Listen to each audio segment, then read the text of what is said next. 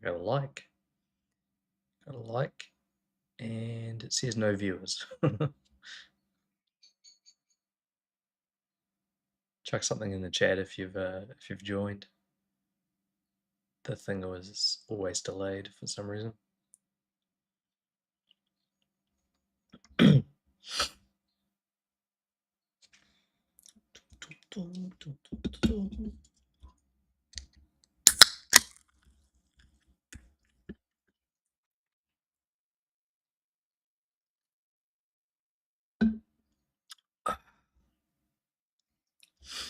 Two likes, 3 likes, but only 1 viewer. Definitely this thing is wrong. We knew this was coming. Oh, 4 viewers. Okay, cool. All right, so there's people out there. Give it a little bit. Yeah, this is really frustrating price action.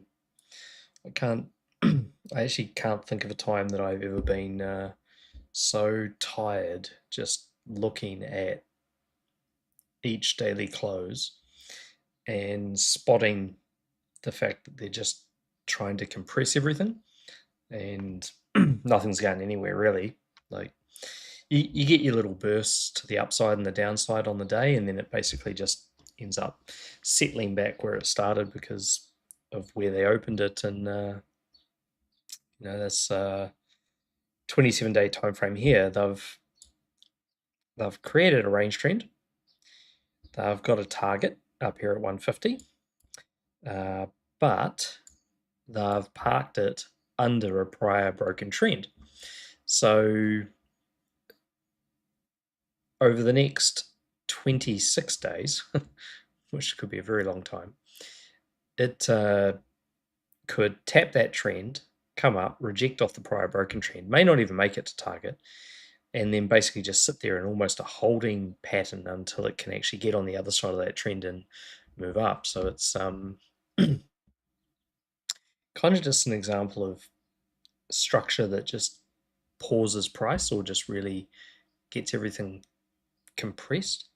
So you start looking at these candles on the daily and you just go, well, so you need to sound more like this guy Marty.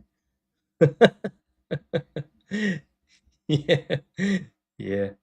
I definitely do not know what's coming. It's going to go up or down.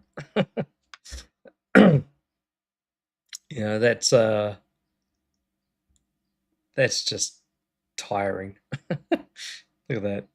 So on the daily, it's hit the bottom of its short, and it's just pushing through because there's obviously something bigger than the daily.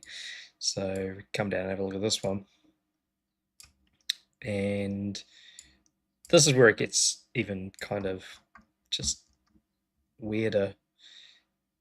Opens on the top side, should bounce to the trend, doesn't, just keeps grinding down. So a lot of this is just because BTC just keeps getting sold off, so it's pretty yeah, you'd expect it to come up here and then it might reject from there and then go down, but it's just sort of rejecting in the middle of nowhere when it comes to daily price structure, which is a little bit weird. And that's because sitting over here on the 2-day, they shoved it back under the trend. So you just, if you're watching the daily chart, you'd think, what the heck's going on? The price just isn't moving. It's almost just rejecting out of nowhere. And then you look at the 2-day chart and you go, okay, well, that makes sense. It's rejecting off a 2-day trend. And then the 3-day, they snuck it just very subtly under a resistance level just on close, which means it's coming down to here, but for whatever reason, it's just taking a hell of a long time to actually come down to there. And then you look at the 4-day, and the 4-day hasn't rejected off the trend, hasn't hit support, should have support of the actual relocated trend, but hasn't moved.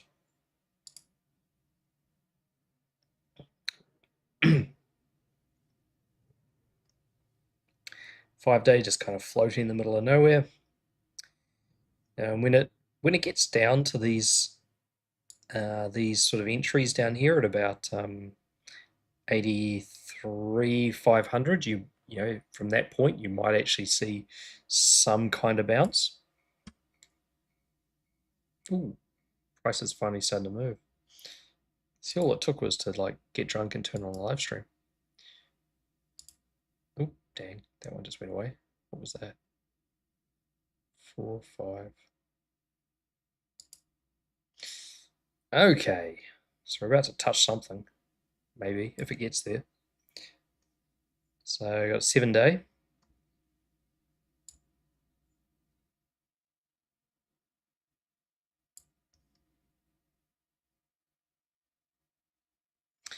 So we might be looking at a little bounce off that.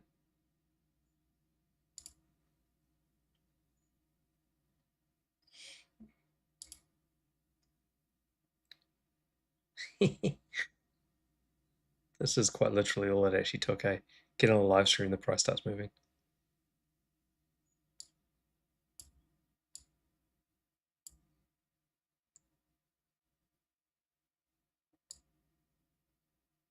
So that should be coming down to 82,604.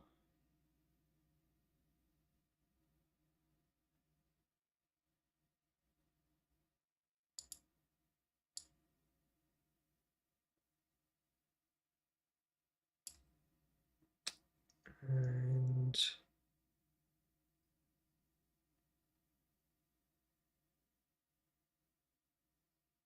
yeah, they know.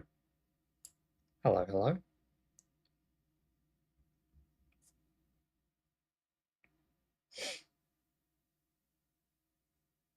So we could bounce from 85.4 back to 86.5 based on that. This is like a good example of how they just continuously break the price down too. Bring the candle down, open so that the midpoint is on the back side of the trend, and then push down into the support level. And this is then going to try to push back against that, but we'll see. One of the major issues with going back up is there isn't really any short-term liquidity here, so people just keep buying. They just keep longing rather than actually convinced that it's dying. So yeah, it's kind of not very economical for whales to push the price up unless they can use stop losses to escalate it, and they just, you know, people aren't playing the game. They're all just longing, which means it's just going to keep pushing down until they eventually give up.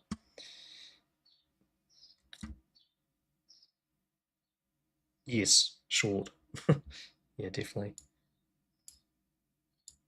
Probably keep the short open until 82 at this stage, unless we start to see liquidity appearing to the top side.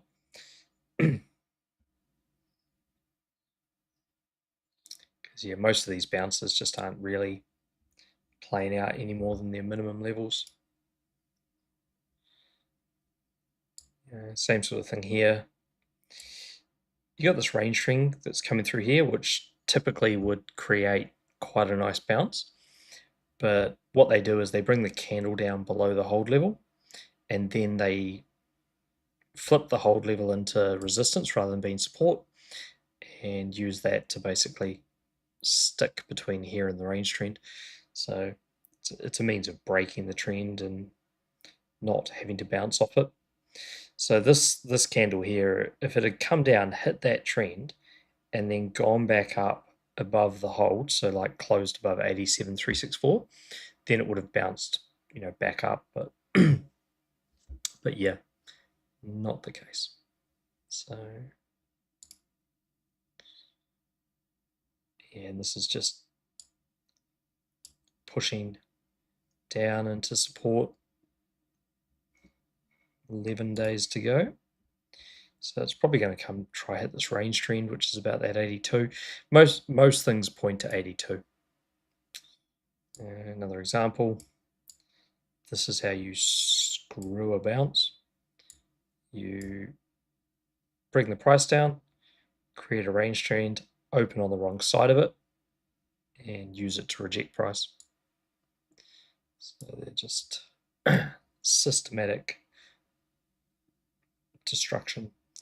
Prior broken trend to be retested is about 81, 82. Surprise, surprise.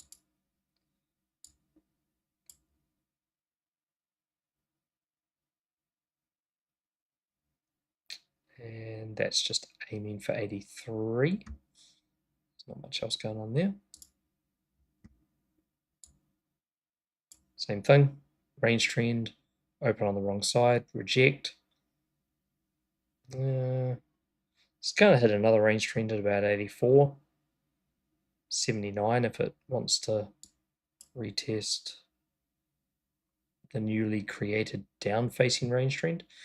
It's about 79.6. That's opened nowhere and done nothing really, but same sort of thing. See the opens in the position, comes up to about 87.5, rejects off 87.5.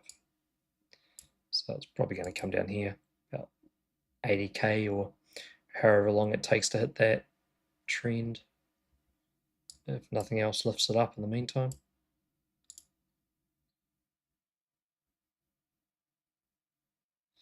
This is the kind of thing that should be bouncing. So somewhere in the next 1 month and 11 days, it should be coming back up here to 107. It might just come down here to the trend first, about 82, and then actually trigger that. So that's done nothing. So it hasn't rejected. So there'll be a rejection around 89, but it hasn't got that far yet.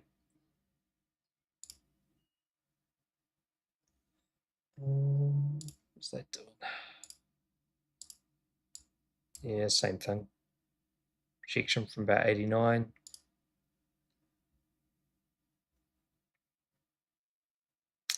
$95.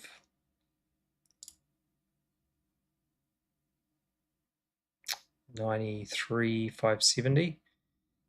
I think that's going to play a big part. That one right there. Because this can do two things. It can do... It can go down, then up, like that.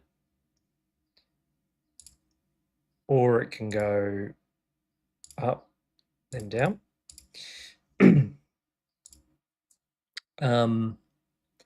It's definitely more bullish if it goes down first, because down into support pushes up into resistance, kind of has a chance of actually breaking resistance. Whereas if it goes up into resistance and rejects, then you don't know whether support's going to hold, but that's one of the bigger moves in play and pretty important. So you'd be looking for, if it comes to support first, you might be able to catch like an 82 up to about a 93 sort of bounce. And that's just kind of the same thing that's going on over here from the other day. So we haven't actually tested the 93,570, but the price is creeping down. So if it bounces off that 82,212, you might be able to get a long back up. And to put that in perspective, it's like 82 is kind of, I suppose it's off the charts at the moment. It's down here, but people, and this is the thing about the grind down. People will just keep longing the grind as long as it looks like there's some hope of it going up. So by the time the price comes down to 82, there will be liquidity at 82. And then it would just be a short squeeze up into that 93 area. So the other option is they go up now, but like I say, there isn't really anything to bridge it in here. So unless that starts to fill up, I wouldn't imagine it's going up.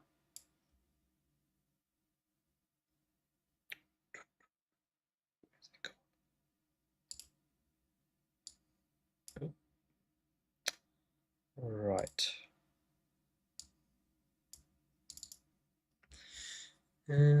What else we got going on? So that's sitting on range support and trend. 2 days to go. So, I mean, if this continues, if this kind of price action continues for another 2 days, then they'll open on the wrong side of that trend and then they'll reject deeper. But I guess what we're sort of hoping for is that they just pull their heads out of their ass and just come down here and do the whole 82 thing and then bounce. But yeah, there's a lot of price structure to stop that from happening. So if sufficient liquidity built up between these 2 points, then this is just going to bounce up to 90, bounce up to 90k, 90.8.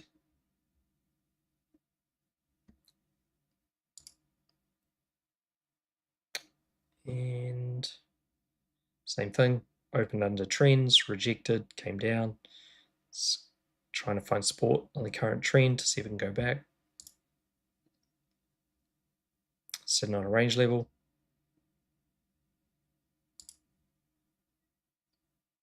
Kind of middle of nowhere.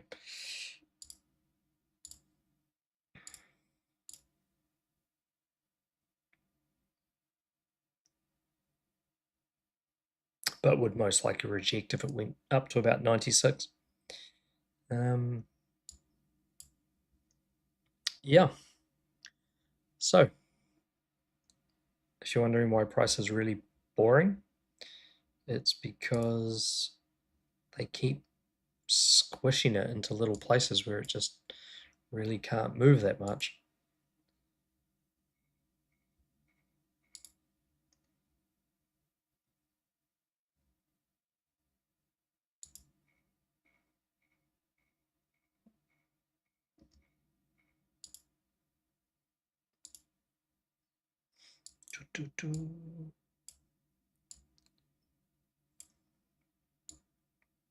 So 15-minute.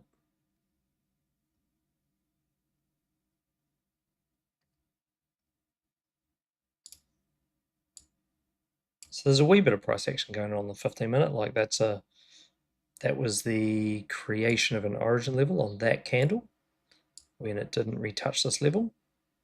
And then that's the bounce that you're seeing, but you know, kind of back to the hard closed hold level. So this candle that's right here, this blue candle, flips this hold level into resistance, which means that the bounce of the origin level just travels to the 1 rather than actually being able to really break out any higher. And it's at the trend, so it's got to get up a bit higher and close over the top of the trend, and then it could maybe target that. Then you got more trends and so on. So it's very, very, very compressed. So accumulate sold under 200, eh?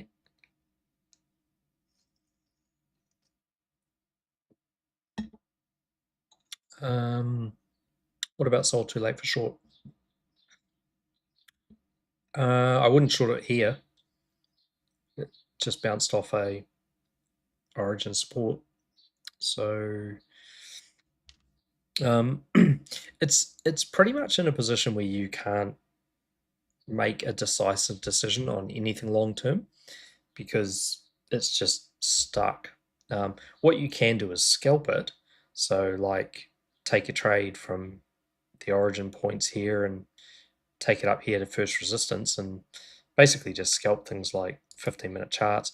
There's not really even that much you can do on a 1 hour chart at the moment. Like it's just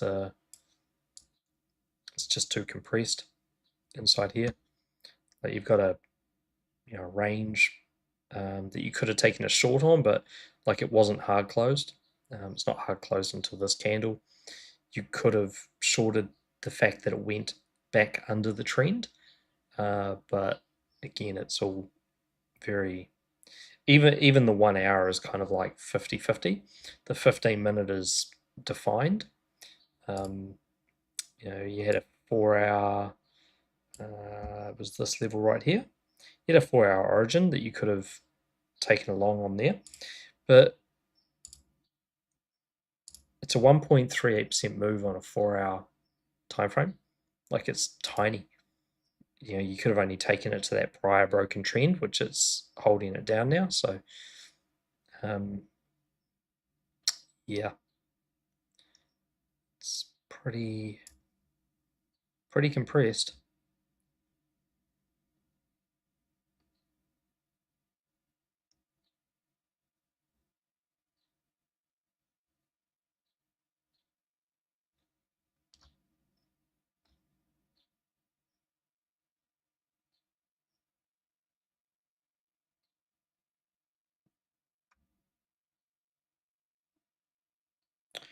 If it was to, okay, so this is Sol BTC,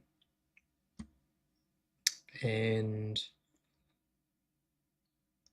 this kind of structure is just really, really, really scammy. Like,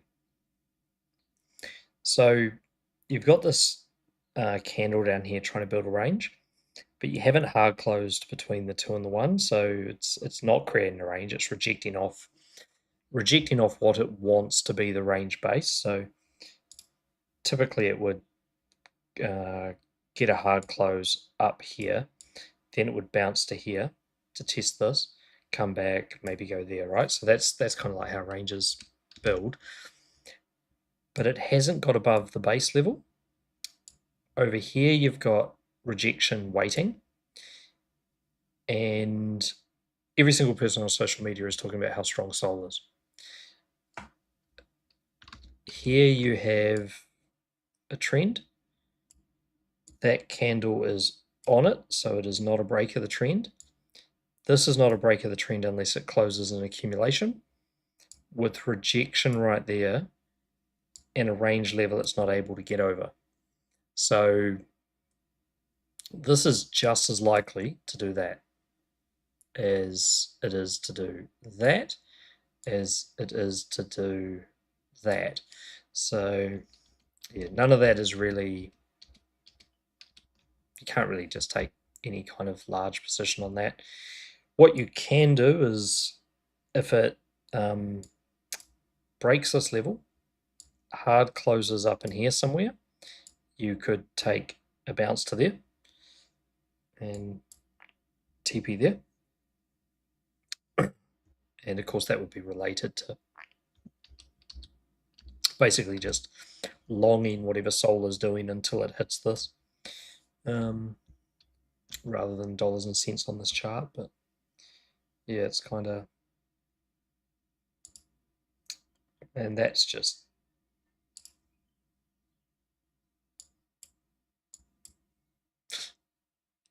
14 days of chop.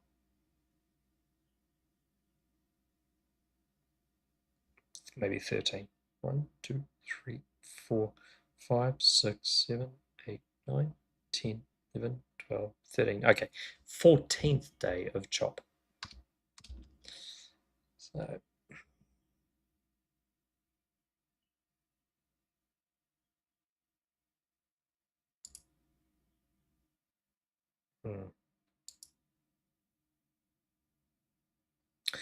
yeah,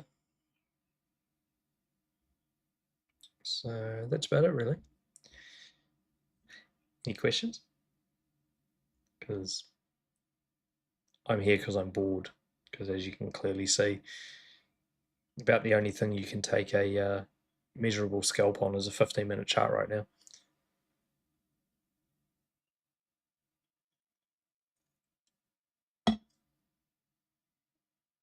Maybe we should go look at other tokens.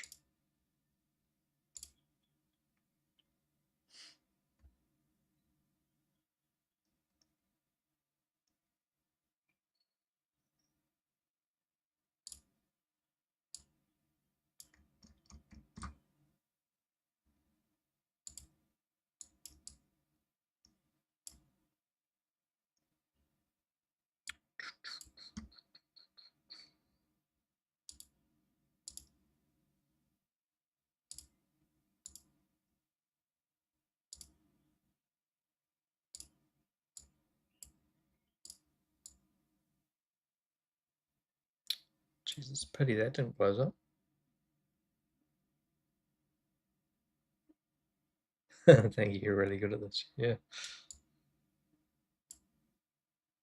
Yeah. I need a holiday though. 121 days straight of daily update videos, and it wouldn't be so bad if the price was actually moving, but it's definitely compressed.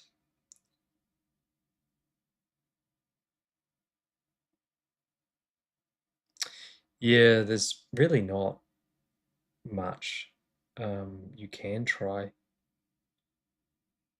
Can we look at Sui chart? Yeah. Yeah, Sol is just absolutely screwed. Um, it will break out of where it is, and it may do something like, because currently it's doing this, and everybody thinks it's strong because it's got this, base that it's not breaking. It may go like a 120 or a 126 and then bounce from that, which is structurally you'll find, I think the 126 is on the 5-day chart if you have a look at the 5-day chart. Um, so, but I posted on X just before because Marty put up something about how accumulate Sol so strong, blah blah blah.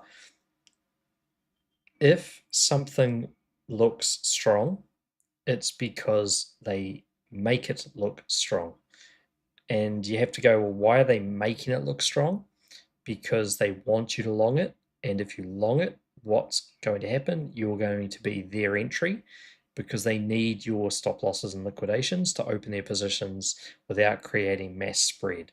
So, like, you can long it, but you just can't long it with size. You got to make sure your liquidation is stupidly low and add if you get some really fast dip because that's the same point at which they're the whales are buying it basically. They're not buying it when it's sideways. They do it like this. It's kind of does this, and then it goes flush, boom, like that. That's where they buy it. So, um, Sui.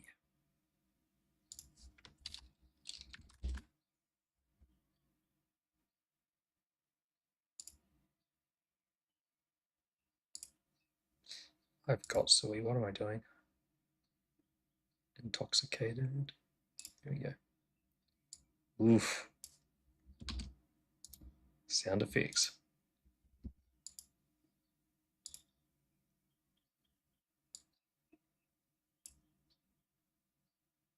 Um,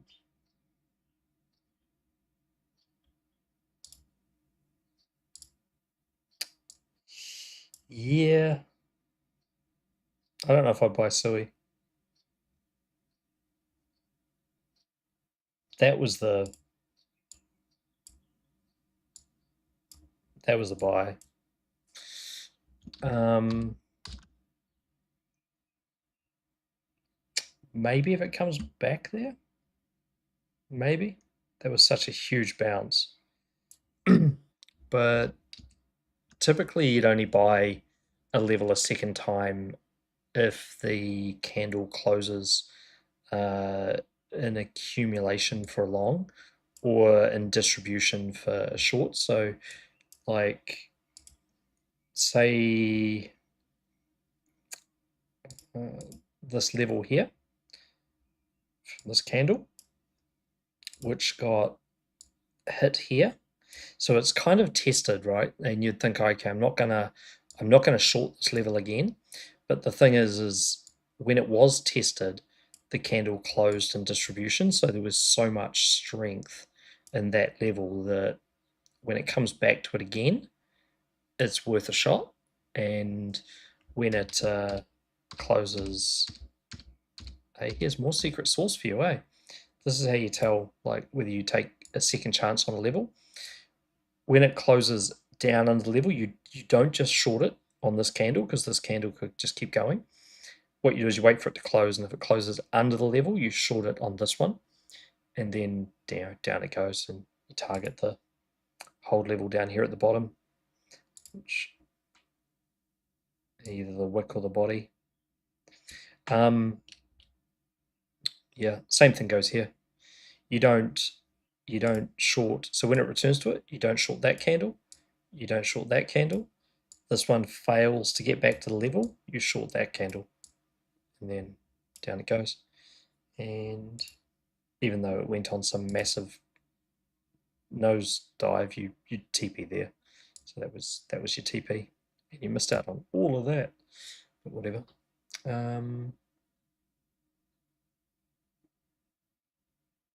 Is Soul toast? No. Soul actually has good supports. They're just not where we are now. So there's some stuff around 130 that's been created last couple of days, but the really good supports for Soul are about 120, 126, 127, 124. There's a heap of them, but Soul actually has supports.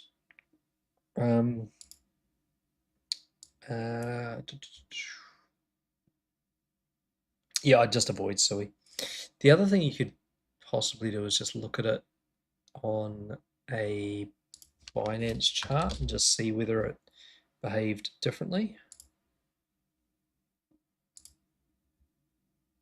No.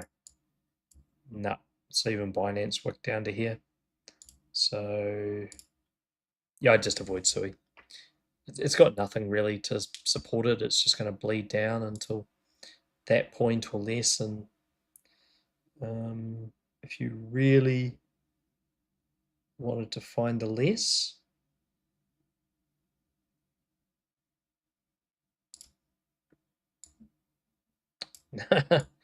no, not even that. That got hit. Jeez. How's that? That's about the lowest level you could have, or the most precise entry you could have got on that thing. So what else you got? You've got bounce. If it's a legit, come on, computer. You could see how it reacts here. Because the same thing that made these two levels, same thing that made these two levels into support, technically makes that 74-cent level support. So you can see if it gets down there. And the most bullish scenario would be you watch the 1.59. If it closes back up, accumulates above it, comes down and hits it, you could potentially look to long that. But yeah, it's just it looks like it's just in a death spiral, that thing. So I wouldn't touch it.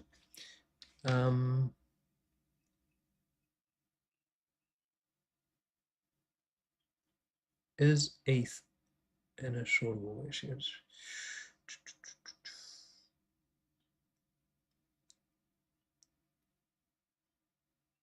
is ETH in a shortable range? Okay, so let's have a look at ETH.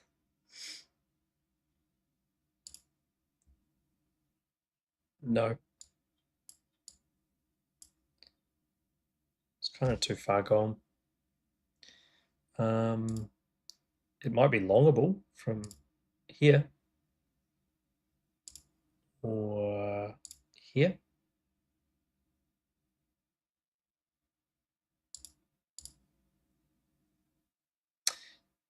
So shortable would have been, let's see,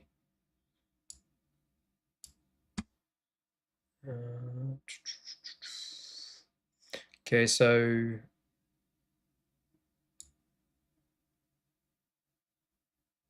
shorter ball would have been either this hard close, anything back up into here, back down to here, this hard close, and then rejection of the 1618 down to here.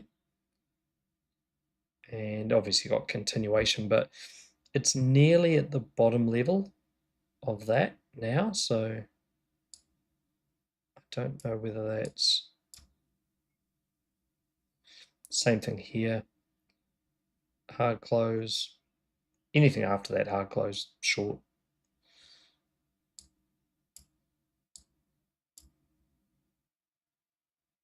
Same thing here. Anything after that, short. And anything after that, short.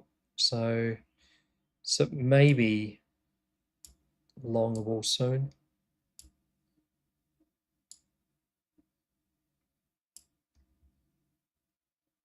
Anything from about 2679 back up, or 2546.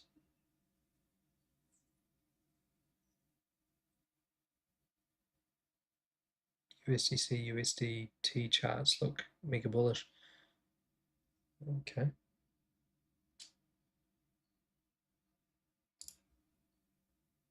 Chewy. It's a lot of stables, eh? Thing is, stables are different now. Like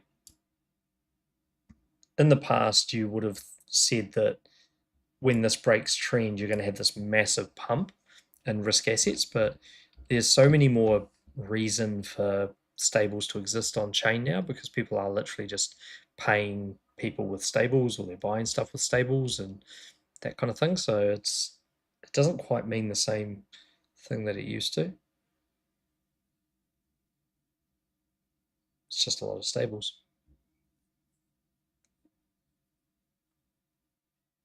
Can I explain an origin level? Yeah, okay. So let's find an origin level.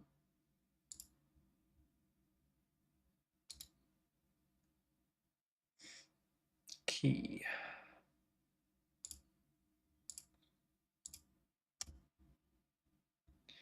Okay, so that is a break level, which is the top of all the distribution.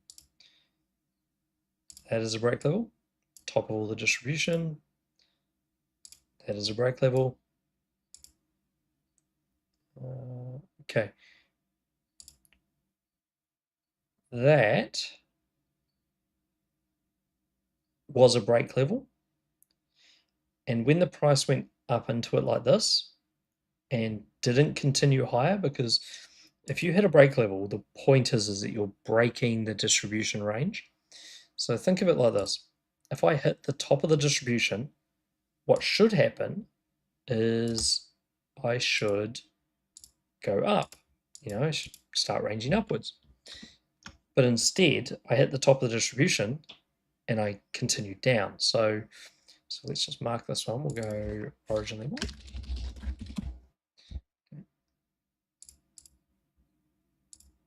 That is a break level.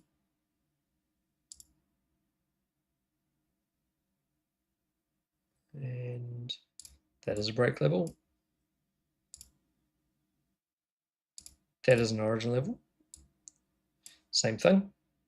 Range, hit it, went down.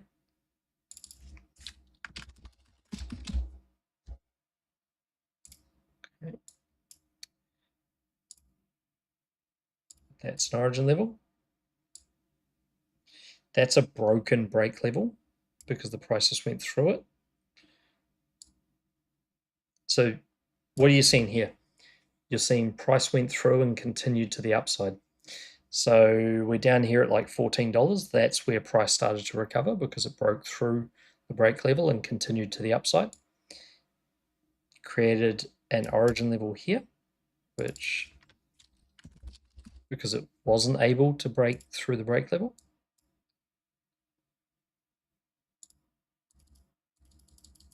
That gives it a nice dumpy dump. Okay, and there's your rejection. So you've now got another origin level there, and you've got another brake level here, and here. That's a brake level. So what you start to see is you start to see a whole bunch of these things start to appear in, a sort of tight area.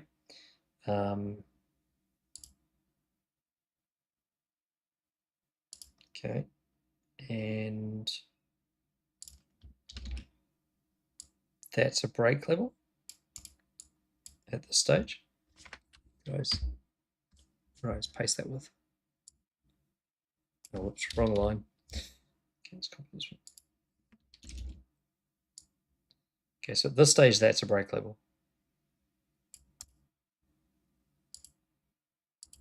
Still is too. And that brake level just broke, and all those origins just broke. And now this top brake level is the one rejecting. And if we can get a hard close over that, so you've got this candle here is now a brake level, this candle here is now a brake level. This every single brake level that got hit where the price retraced becomes an origin level. So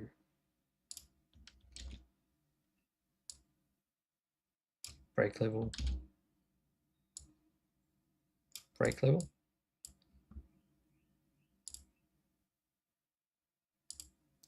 Okay. Now if this candle has hit this origin level, if it closes over this origin level, it can explode. But it's also hard closing this brake level down here, so making this into support. All these origin levels, all this stuff down here becomes support. So there you go. There's your explosion. So yeah, so an origin level is effectively a brake level where the price hits it but doesn't give continuation in the direction of the brake level being hit. And when they do collapse like that, they can just be very explosive, types of moves, because it was very much a moment of polarity when the brake level got hit and they said, actually, you know what, GGF, we're going to go down. It should have gone up, went down. So when it actually breaks it, it just takes off. And off it goes, and it's got to come up and test these ones up here after it has some kind of rejection from here. That.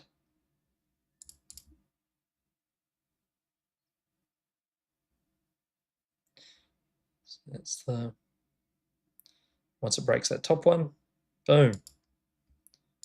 See how it travels between them. Breaks top one. Goes up, smacks into the next brake level. Now all it needs is one candle now to not touch this brake level, and then this becomes an origin level, and then the price will reject. So there you go. And that would be very subtle, but if you look at it really closely, this one didn't touch it. So it was a brake level, it was still a brake level, it became an origin level, it got touched, and then it did what an origin did. So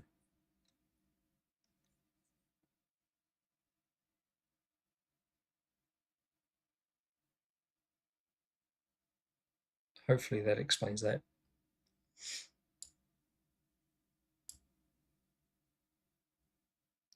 So in more recent times, let's have a look at Sol for our chart.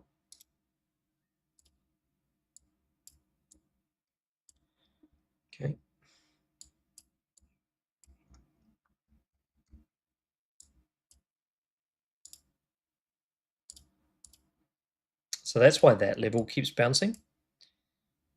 Okay, so break level on the bottom, got hit, failed to reach back, bounced.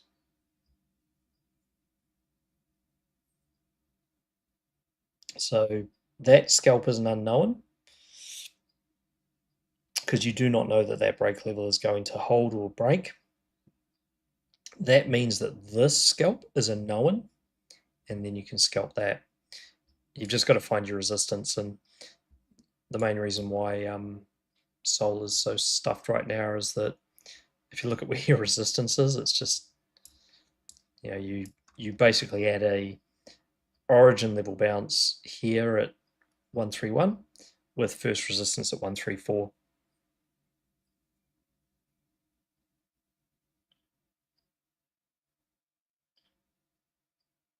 Um, is it? No, you don't really need a 2 candle range to create an origin. You just need something that doesn't go back to it.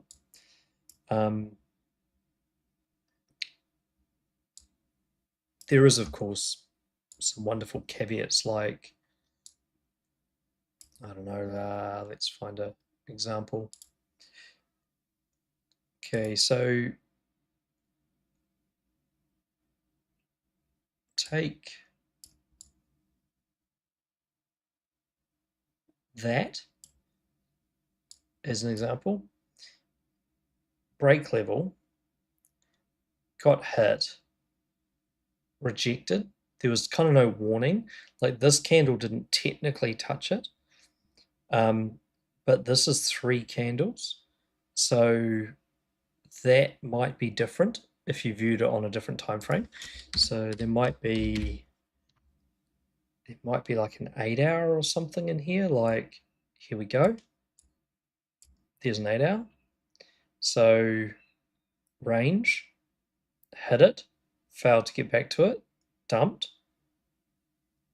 Don't know if that touched it. Yeah, pretty close. Dumped, dumped again. So it was kind of already an 8 hour origin. So it sort of looks like an unexpected pre-dump on the 4 hour, but it was actually already an 8 hour. So yeah. Ideally, you just want to find 2 candles, 2 candles, 2 candles. If you can find 2 candle ranges, like so, still an origin level, still an origin level, still an origin level.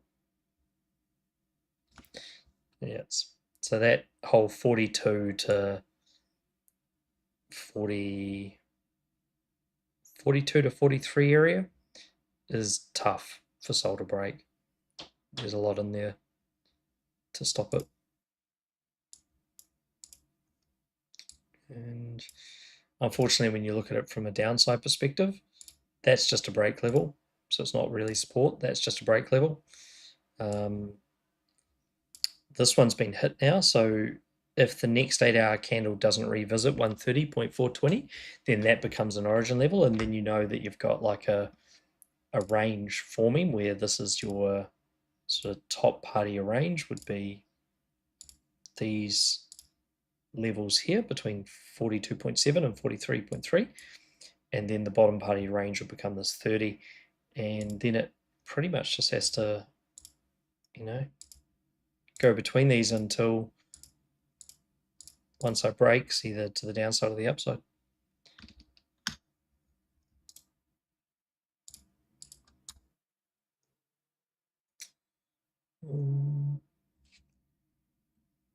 Yep.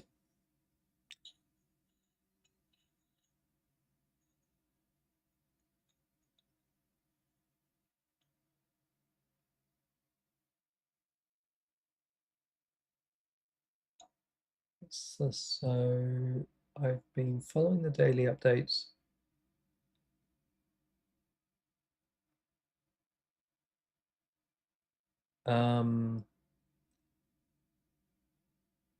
Yeah, so if you're refining, you've got to refine to something that is a fractal of, or in a kind of like a factor, would be another way of looking at it. So yeah, you're right. You could refine from a 6 day to a 3 day, or a 14 to a 7. Um, but if you tried to refine from a 14 to a 5, that's probably not going to be your entry. So you actually get to see a bit of that when you look at the time frames.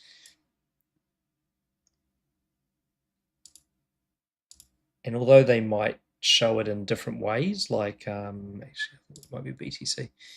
Yeah, so this is your 14 day that it's in now, and then there's your 7 day. So you do tend to find that these things exist within each other as long as they are factors of even numbers.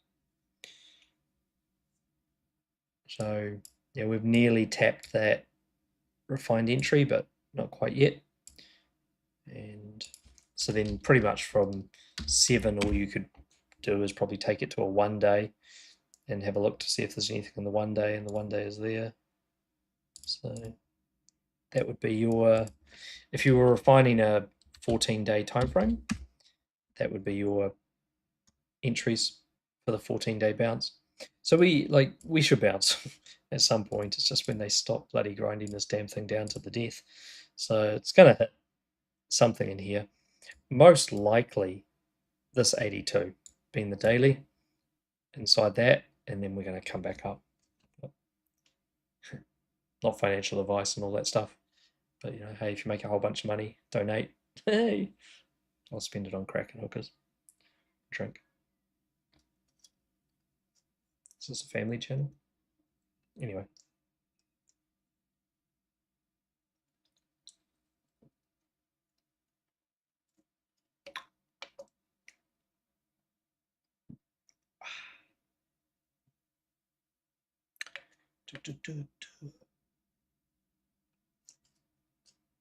Right. Follow up to the origin level question.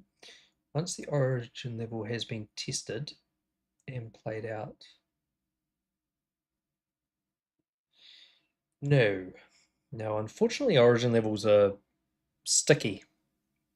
So they're kind of designed to keep the price within a certain range. So they can reject multiple times. And you'll see this in the bear market, like assuming we have a bear market.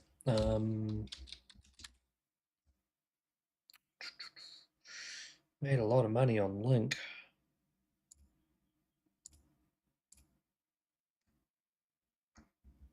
Okay.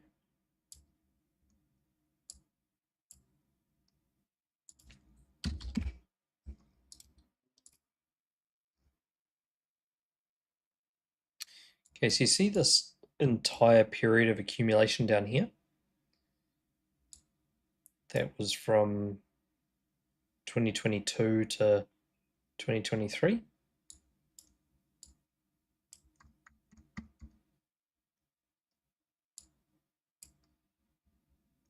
So what you're doing in here is you're going, well, where's the first origin level?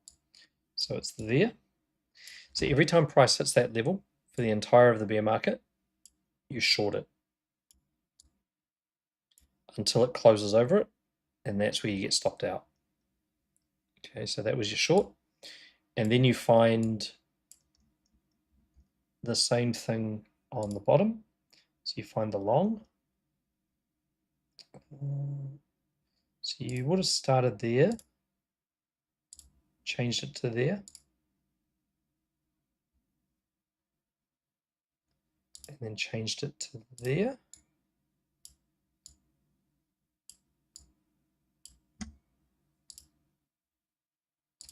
Then there. Okay. That's kind of a sign of that they're getting ready to reverse. They did that volume wick straight down through it all and then accumulated underneath and then went up. So that's where it sort of becomes takes off to the upside. But pretty much you would be doing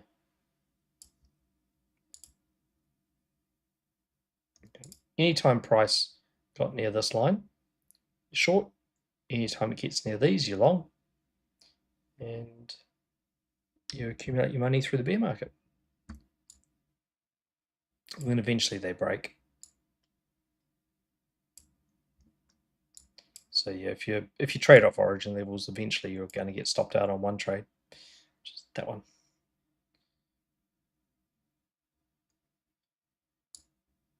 Yeah, you can sort of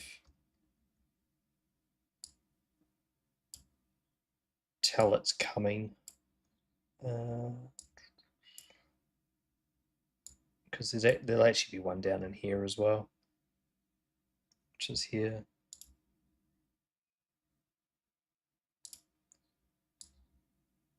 Ooh, not quite. Very, very, very subtle. Close below. Should have dumped, didn't. Went back up. So that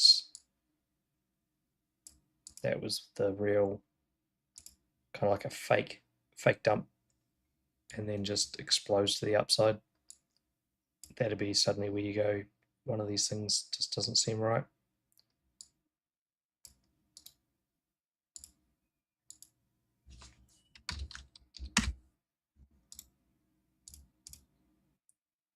And you can sort of simplify it sometimes, just find them on a higher time frame. So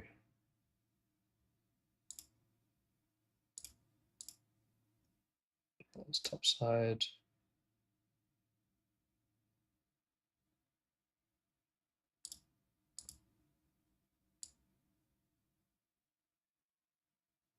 And that was the bottom at the beginning.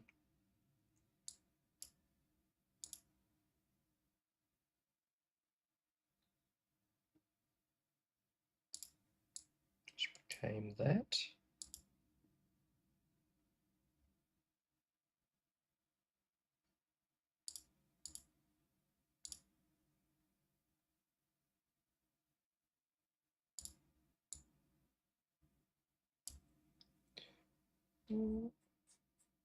Good morning.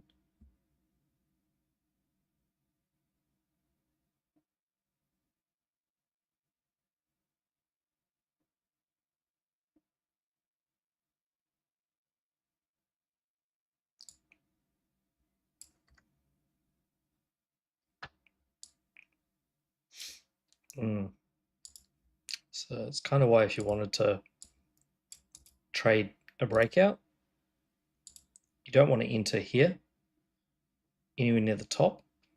What you want to be doing is focusing on the underside. So you just mark every single break level on the bottom of the consolidation. And when you see something like this,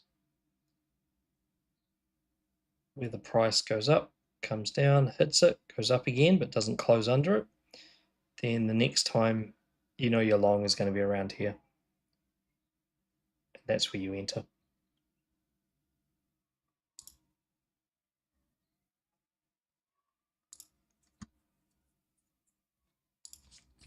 And the longer the token's been around, the higher the time frame you'd sort of check it out on.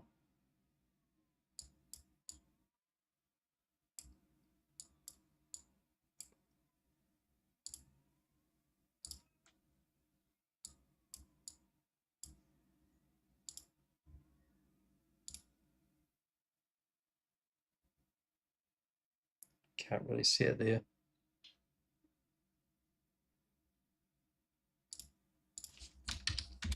Oops.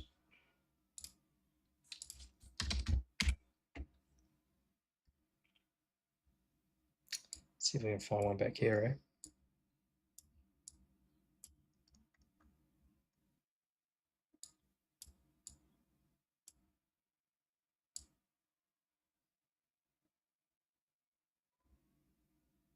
There. That's fun. Never revisited it though.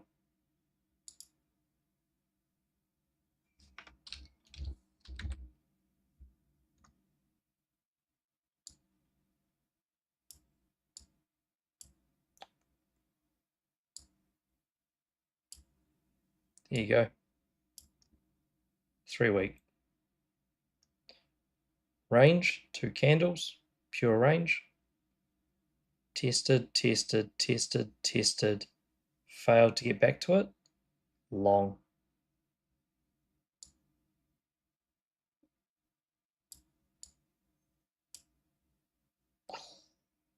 Insert sound effects here.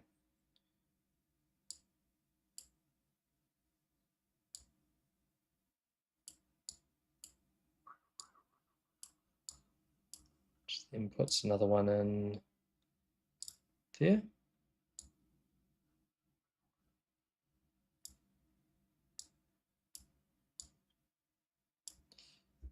So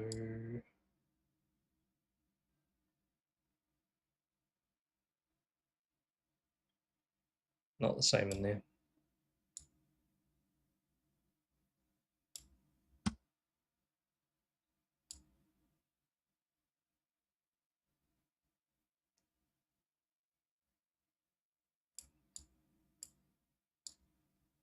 So now if link comes back to $11.42, that would be a level there. Technically, so with that, $10.07, thanks to this big wick. So with that at 9.28, so there's quite a few levels in there.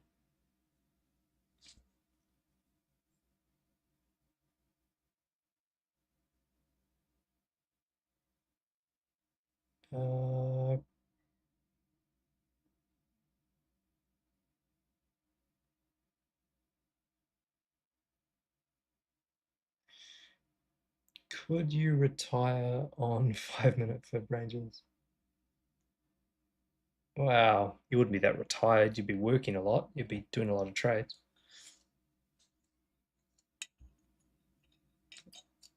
Could you make money off them? Yeah. Let's see if we can find one. Ugh. Look at that low liquidity. That's just filthy. Okay, let's find something else. It's very red. What's going on? Who's selling? Okay. So, could you retire on 5-minute fib ranges? Let's have a look.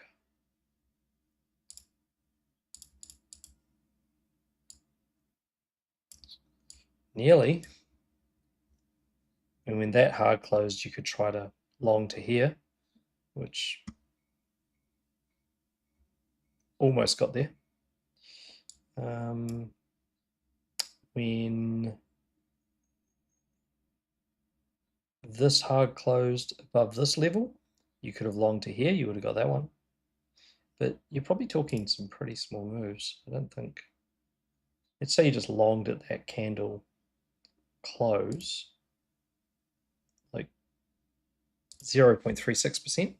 So you'd have to find the you'd have to find something that moves enough if you're going to be trading 5-minute charts, because even if you're on a really low fee package, like that's only going to be 0.3%.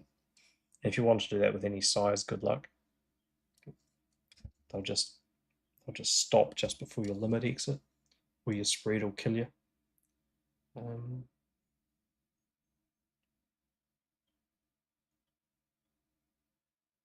What is the ultimate time frame to trade on? Nothing really. It's just what you have, whatever you have the time to do. Like that's a 5-minute example, but maybe you want to do 14 months. I don't know. Let's just pick a number. 8-minute. Okay, so maybe you just want to do 8-minute because you can. So what do you look for? You go, well, what levels have I hard closed on the 8-minute? Well, I've hard closed here between the 1 and the 1618, so I hit long and I get my TP. That's one. Didn't really hard close up there. So based off this candle on the 8-minute,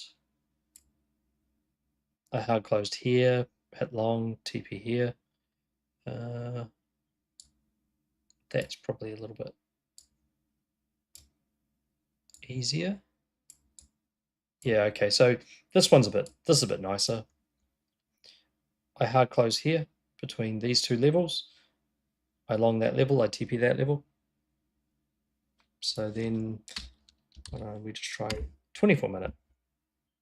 Because like everything is just fractal, so it doesn't really matter. So let's go the whole range. Hard close here, I TP here. So that's a better move. Like that's hard close to there, 1%, 24-minute time frame. So you choose. I mean, this candle here hard closes a level as well. It's between the 0.5 and the 1, so you can actually take this trade. So hard close, enter, TP, hard close, enter, TP. Try that one, but fail, doesn't get there.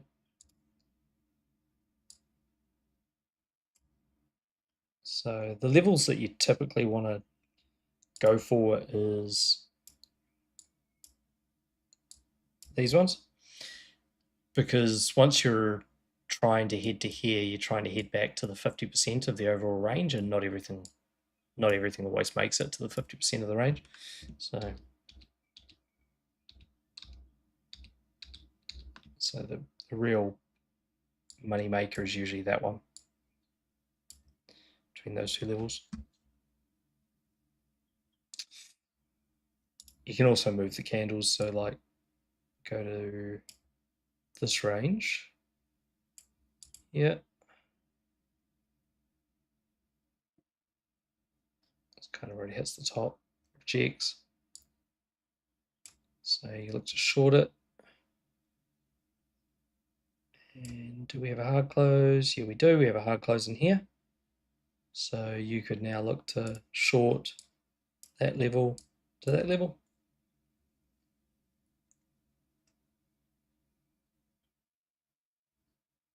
So yeah.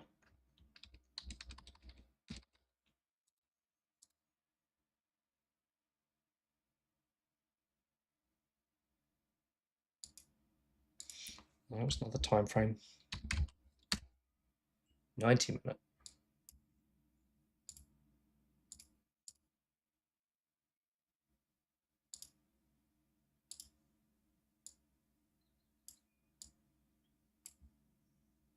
That didn't work out.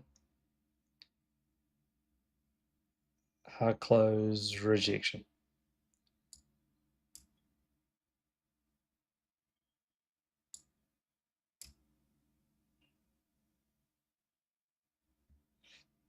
So that just took off. Came back down.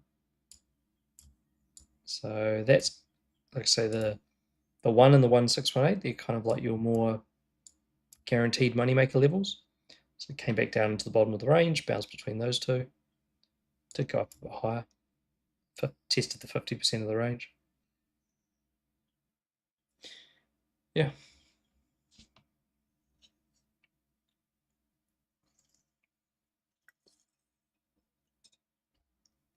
So when we teach fib trades, what we do is we teach you to look at this.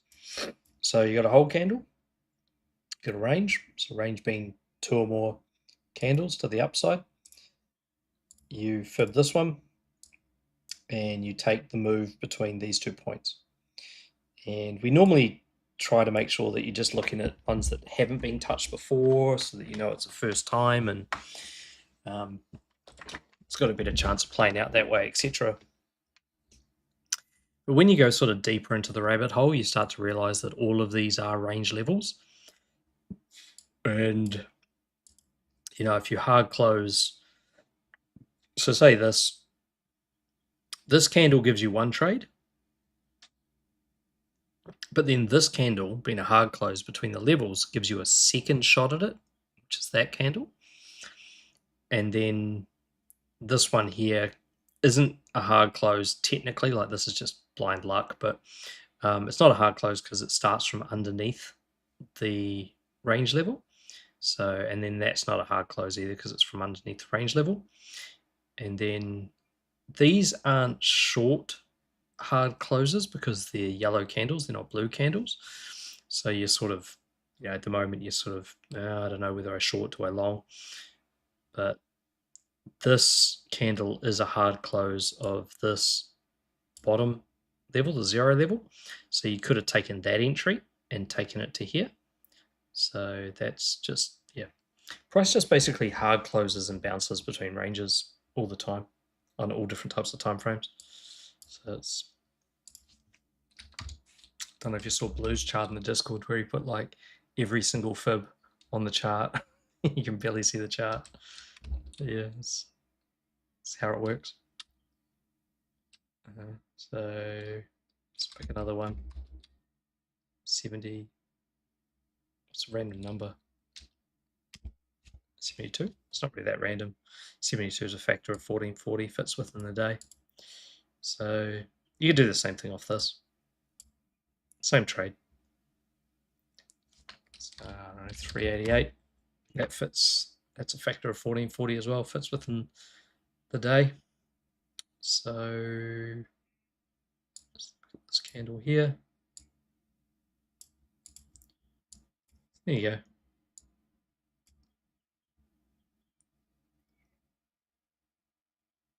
So you could have shorted. So it hard closed this level. It went up kind of high. You probably would have got a little bit freaked out by that, but you could have shorted anything above that one level and then come out with a positive short, and you see how it just taps that level 3.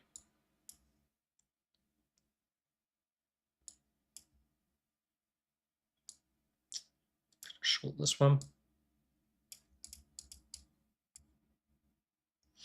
Yeah. There's not really any longs in there, and you can you can kind of like, you can just tell there's no longs on that time frame, because if I was to fib any of these blue candles, has the price really substantially been above them? Like nothing's made it up here. So if nothing's actually managed to make it to those higher levels, then there's not really, on this time frame, there's no longs. So that one's probably, yes, it's had no hard closes.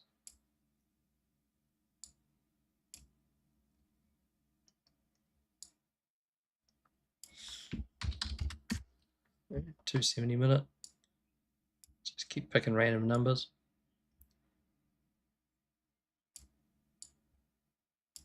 Longs. Yeah. Is it always wick to wick? No, so it's wick to wick if you're trying to establish range levels. Not on ton. Is it always wick to wick?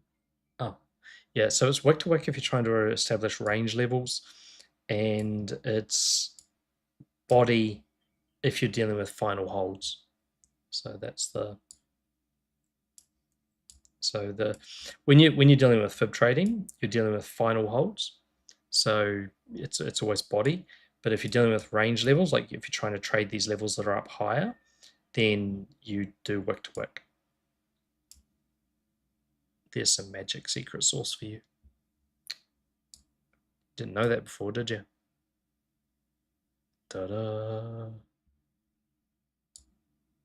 I showed Blue that we were in like a 4-hour trading stream the other day, and as you can tell from the Discord, the last couple of days, his mind is absolutely blown.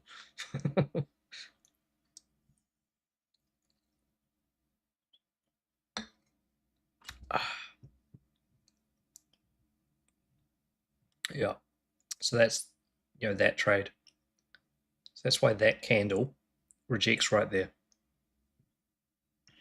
So range level.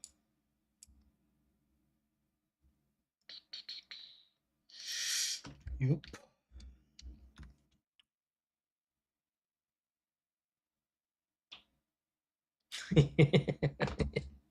He is definitely on Anchor Planet. Yeah. So it's a 270-minute chart. Just pick a number, find a, find. It's just about finding the structure on whatever time frame, and obviously having the time to actually trade it. So, isn't this cool? When you get to level 4 and the thing bounces, because that's effectively the top.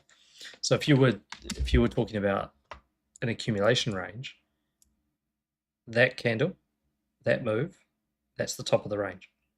If it hard closes over the top of the range, it can move off to price discovery or to find the next range, which is kind of where we are now. Eek. It has to be a blue candle, then it'll dump.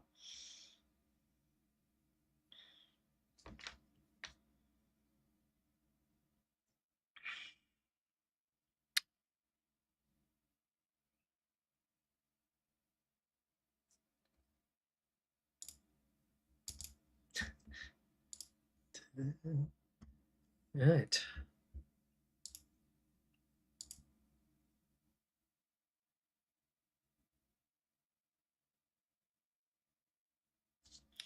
So I'm thinking about taking next month off, and I don't know exactly what I'll do for an entire month.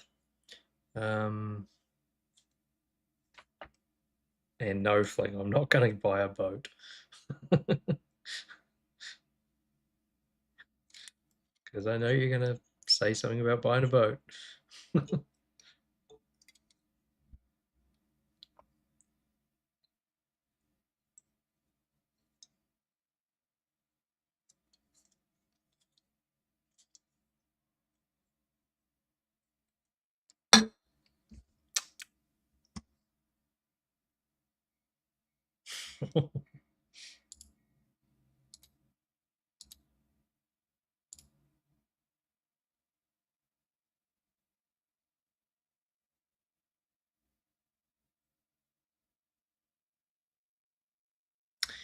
Yeah, it'll show up online somehow.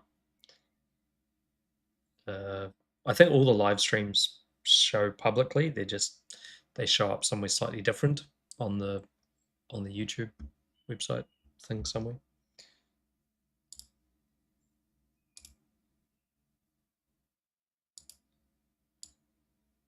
Check that out. 270-minute origin level. Fail, fail, fail, fail, fail. Touch, short.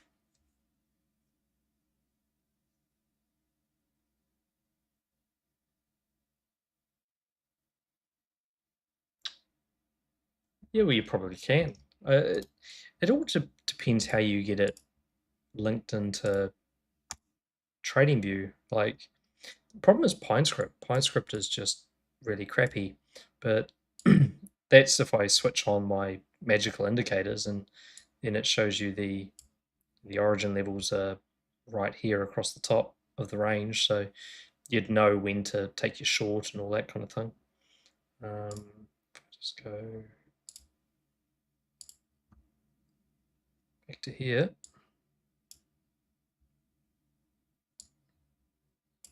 And so that would have, maybe I can go one more candle back. Let's see.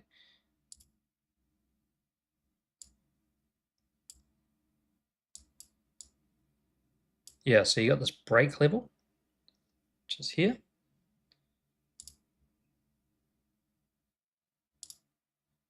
And see it converts to an origin level there. So that's the coding effectively. So as soon as that candle doesn't touch it but closes, it becomes an origin level. And then you go and you put your short on this level. You don't know your target because you haven't seen what price structure happens between A and B. But at some point you're going to hit this line in the future and you're going to go down. And that's Merry Christmas. There you go. Made money. Yeah.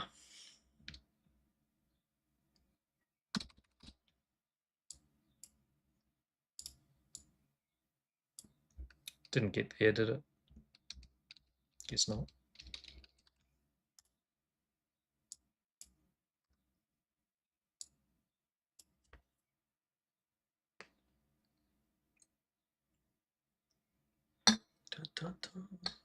You're welcome.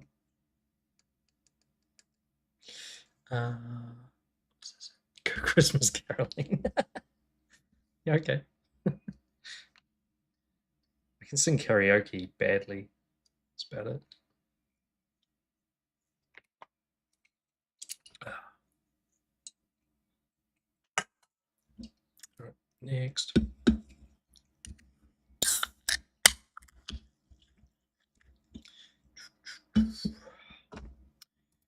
Oh, what's going on?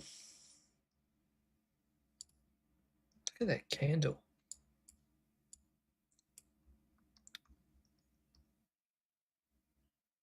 $270 of nothing.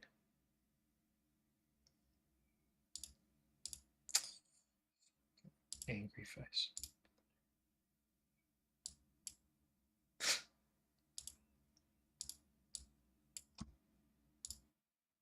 Yep.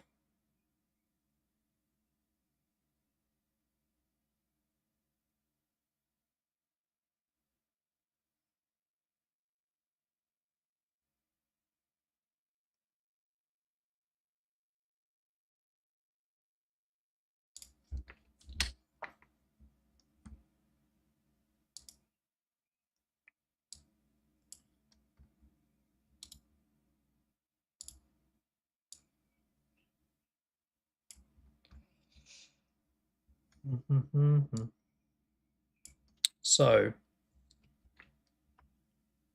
for everybody in this group who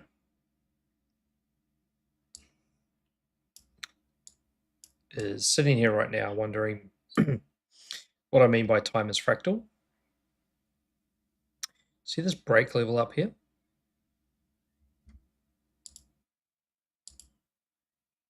Still a break level. Now an origin level.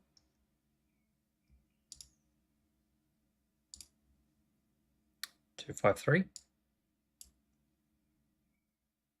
So when you're dealing with higher time frames, you don't typically just enter exactly on it. You look for a reaction around it, but let's see.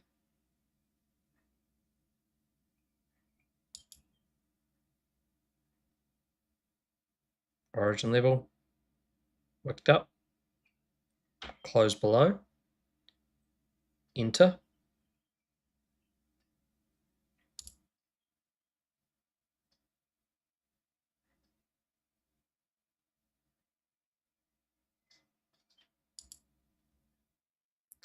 So what did it find? Found these origin levels down here. Close your short.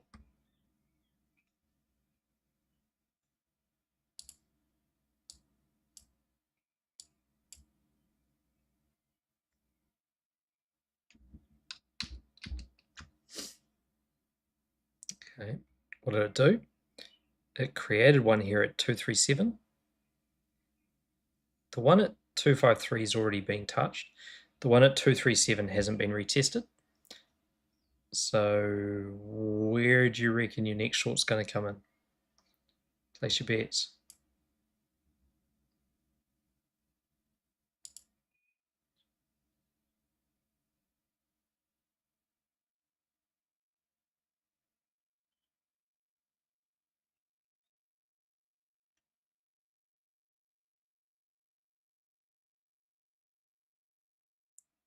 Uh-oh. Where are we now?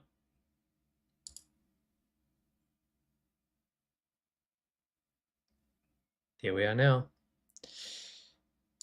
So the chances of us going down to either 120, 109, or 100 are pretty high because we started up here based on that weekly origin. We've already gone through these ones, and to be honest, I don't think this is a level because of this scammy ass wick from October 10.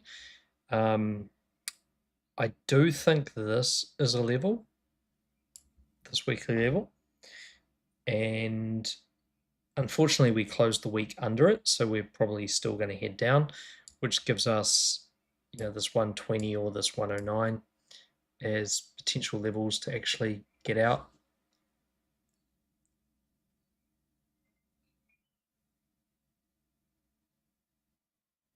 Release the magic indicator, yes.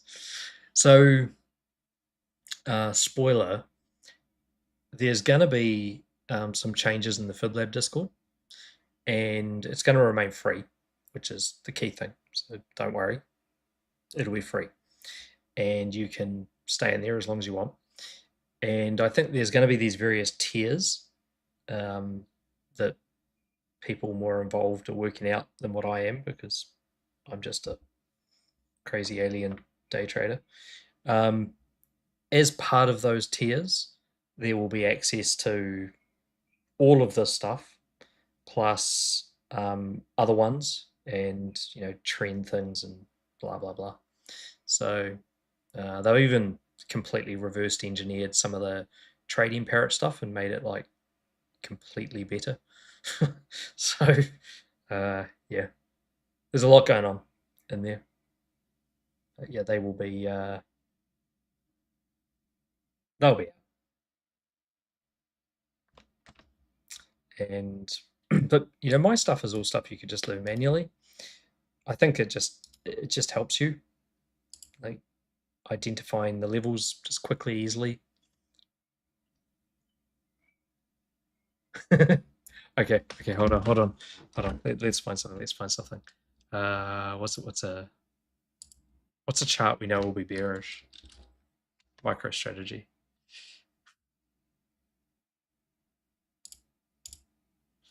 Totally MicroStrategy. Ooh, that looks bearish. Bearish. Okay, there you go. You cracking a brew?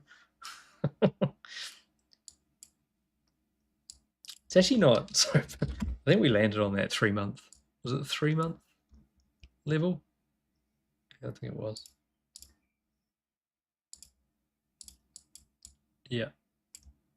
174. There you go. There you go. You got your bearish comment. Who knows if that'll hold? Oh, excuse me. It'll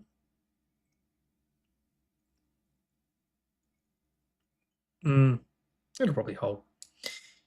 You see how they, like, when I say they, and to be honest, I have absolutely no idea who controls this shit, but if I put a fib here, I know what the different levels are, and the levels need to be confluent with things that will be support or resistance. And so then you get levels like the underside of this yellow candle, which this will become a hold candle the moment this candle closes in 1 month and 11 days. And so the middle of the range at 292 actually becomes an area of resistance. And I have no idea how or why the price opens at that point in the month of April to create the resistance based on the 50% retest of the range that was decided in the 1st of April the year before. Like, I don't know why that is, but I just know that something does that. And so if I was in MicroStrategy and looking for a longer term potential exit, it's possibly going to come back there before, having a bigger drop. at some point, or it's going to close over that and then therefore be able to have continuation. But yeah, it's just a weird thing to have to accept that this chart is supposedly made up of supply and demand, buys and sells, agreed price.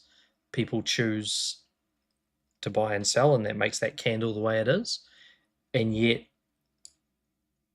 levels get perfectly formed based off historic moments. And yeah, try to understand it, you go insane. Try to trade it, you'll become rich. That's simple.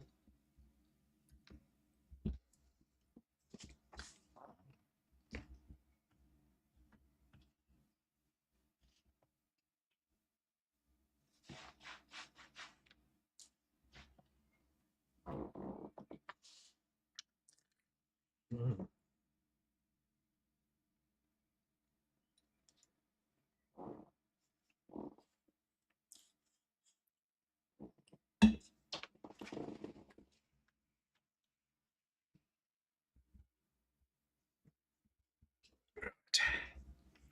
What else is going on?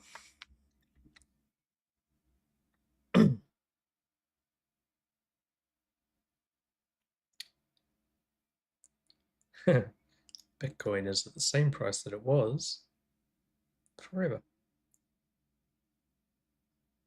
You farted.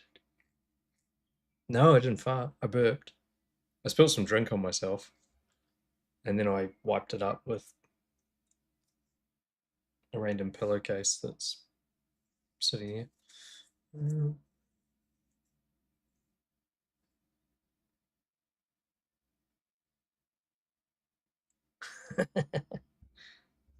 Don't worry. If I farted, I'd be overly proud of it. I'd probably even ask you if you could smell it, but that would be not quite right given you're all on the other side of a computer. All right. Just happened. We just got a whole bunch of alerts.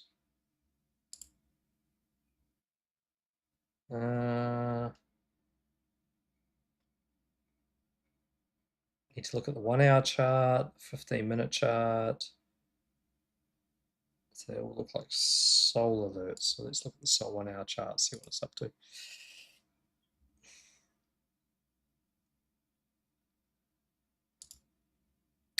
And the computer finally catches up.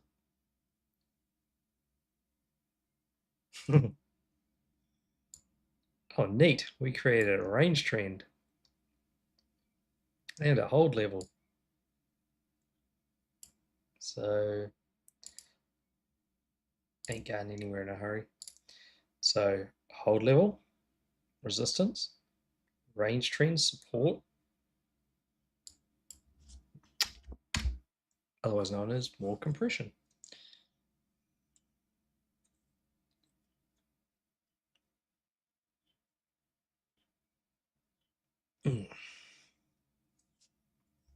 What's that little?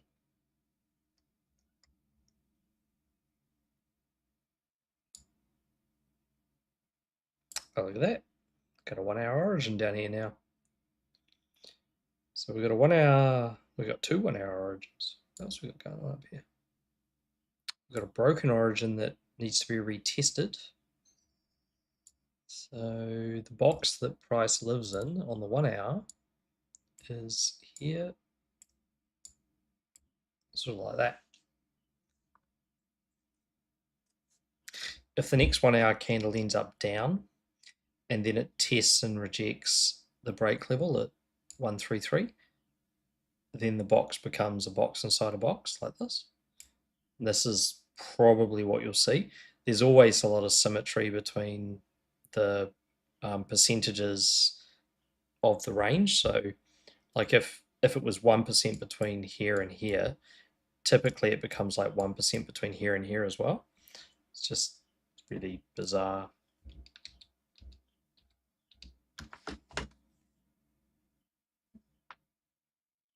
Oh, what did he tweet this time? I need to troll him. Is it a new bottom?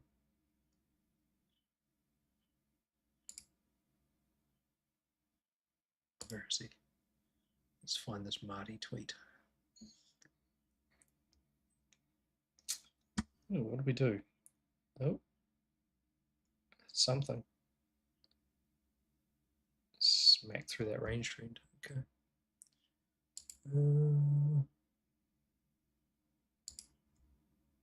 I'm not actually subscribed to Marty. He just comes up in my feed annoyingly because he's got so many followers and it always pops up.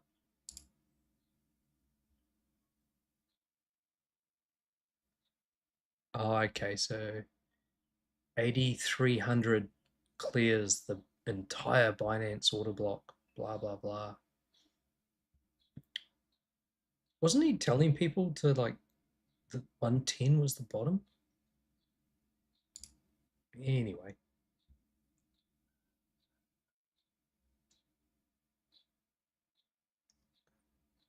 like 110's the bottom. Then we're gonna spring. Oh, oh, they're gonna sweep 93. Oh, 83 is the sweep. Like seriously, dude, get a grip.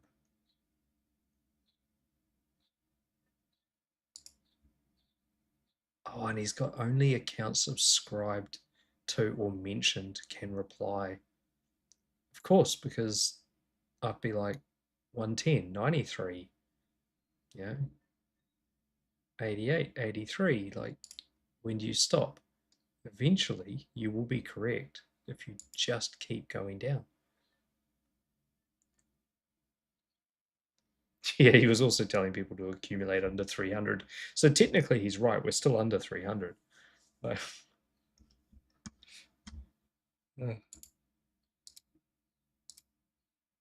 accumulate, accumulate Zeus under $1. You're only 90 something percent down. It's okay. You can make it back.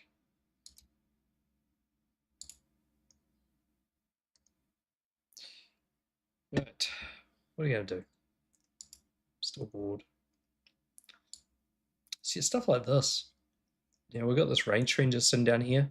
It wants to send the price there, but they just don't want to touch it.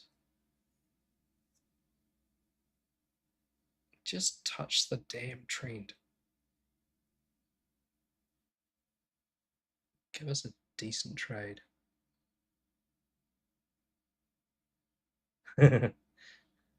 so, so keywords for drinking are bearish and Marty. What do we do? 60 minutes. Yeah.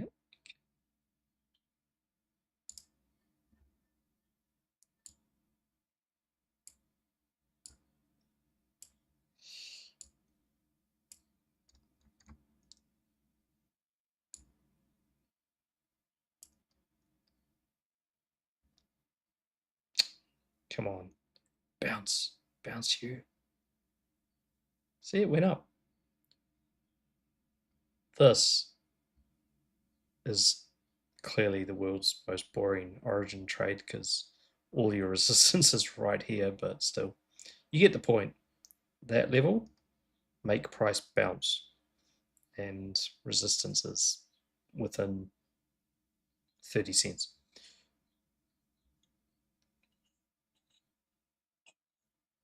Come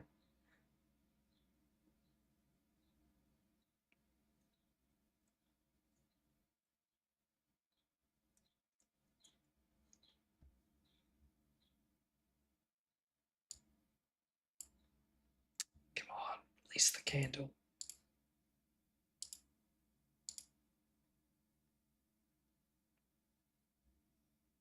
Uh-oh.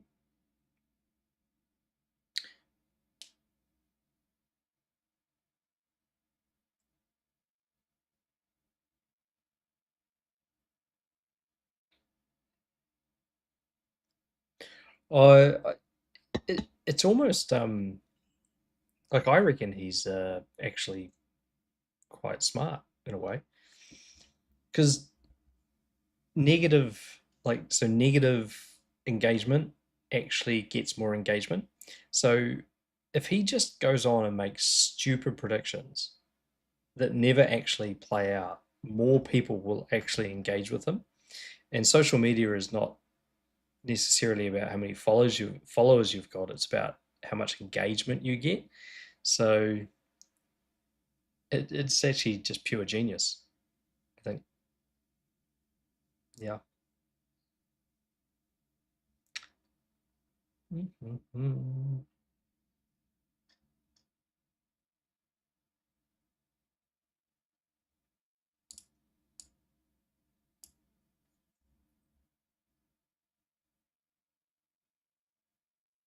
Oh, he'll definitely be right one day. He's just got to keep on calling out a number. Eventually, it'll be the bottom.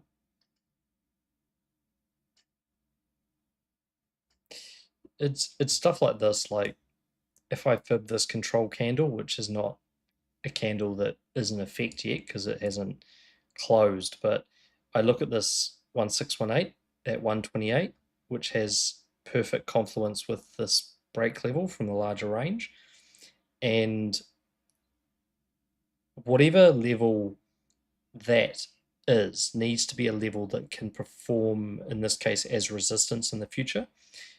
And so, well, the break level of the bigger range would definitely form resistance. So, based on that, could that be a control candle to send price to 120.862? Absolutely. And how would it start? It would start by closing under the 1618, which is going to be whatever level I just said, 128.761.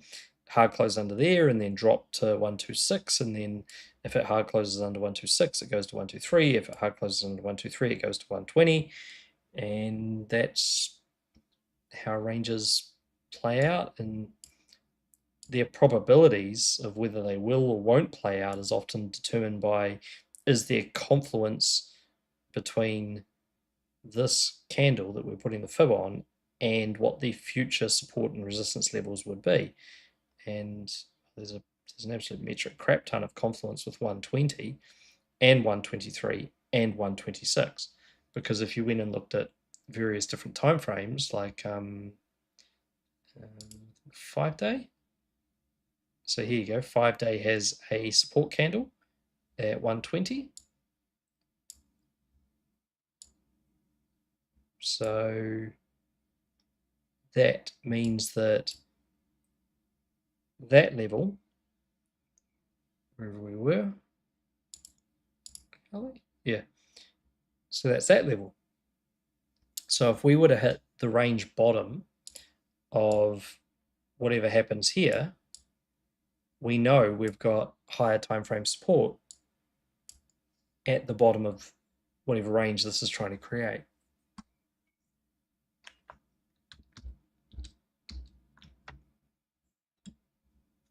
And that's a target for so many shorts. So close.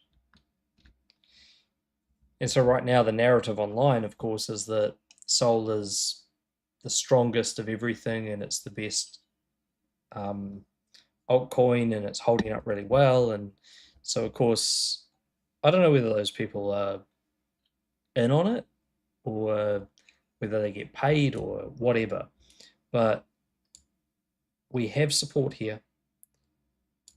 We have something here to try and create a range, and everybody is getting told to buy this, which means liquidity will fill here. It just seems like the entire damn thing is rigged from every direction. And then back over here, well, we're rejecting off 1618, so we're not creating a range base to move up. We've got a hold level here, so if we try to push up, we're most likely going to reject. But it's the strongest thing.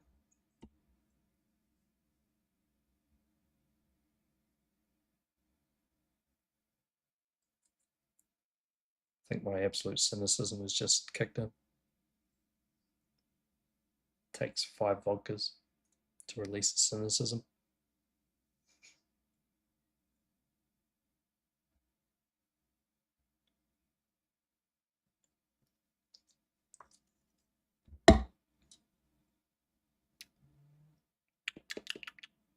Nom nom.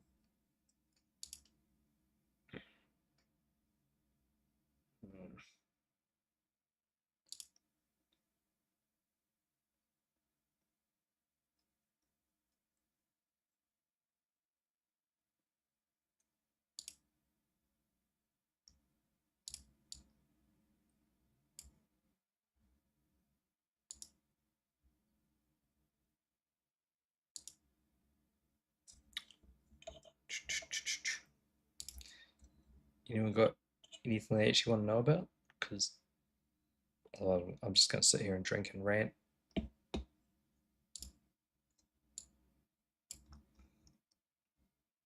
The one token that doesn't seem to give a shit. Esther.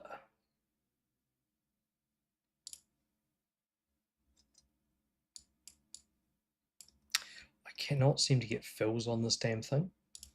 Like I tried to get this trade in here today and it just would not fill my order. This little bugger just seems to front run me even if I front run it.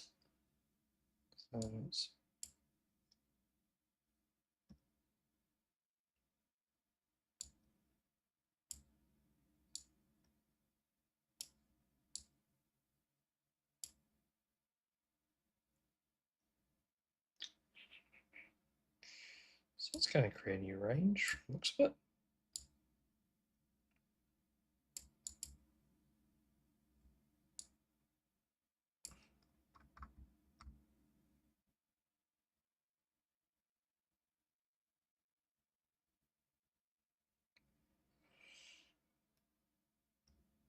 So you got a hold candle in there.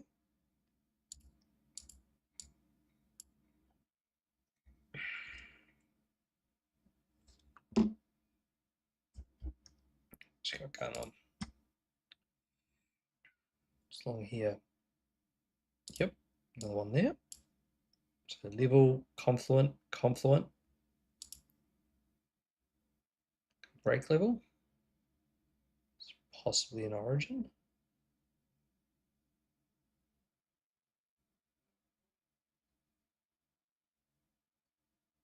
Let's see. Nope. Nope, so just a break level.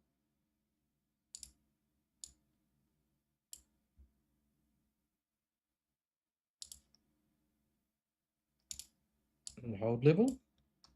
There you go. So there's your range. So it wants to create a range by breaking this hold level. So it wants to get up into here. And then if it can break that break level, it wants to challenge this hold from back here. And if it can break that hold, it wants to go there, which is your hold from back there. So is that a realistic reversal candle? Absolutely. It's trying to do that. Now you're just going to wait and see whether it actually manages it. So the range itself exists between here and here. So you want to see a accumulation hard close in that first area to make the first part of the move.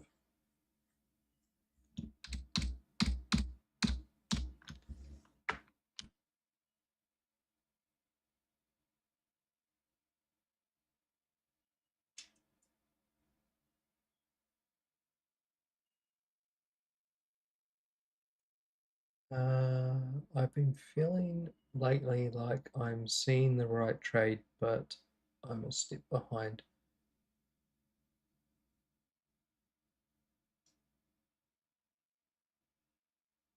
Um, well, yeah. Yep. So most of the time you are a step behind it. It depends where the price actually started. So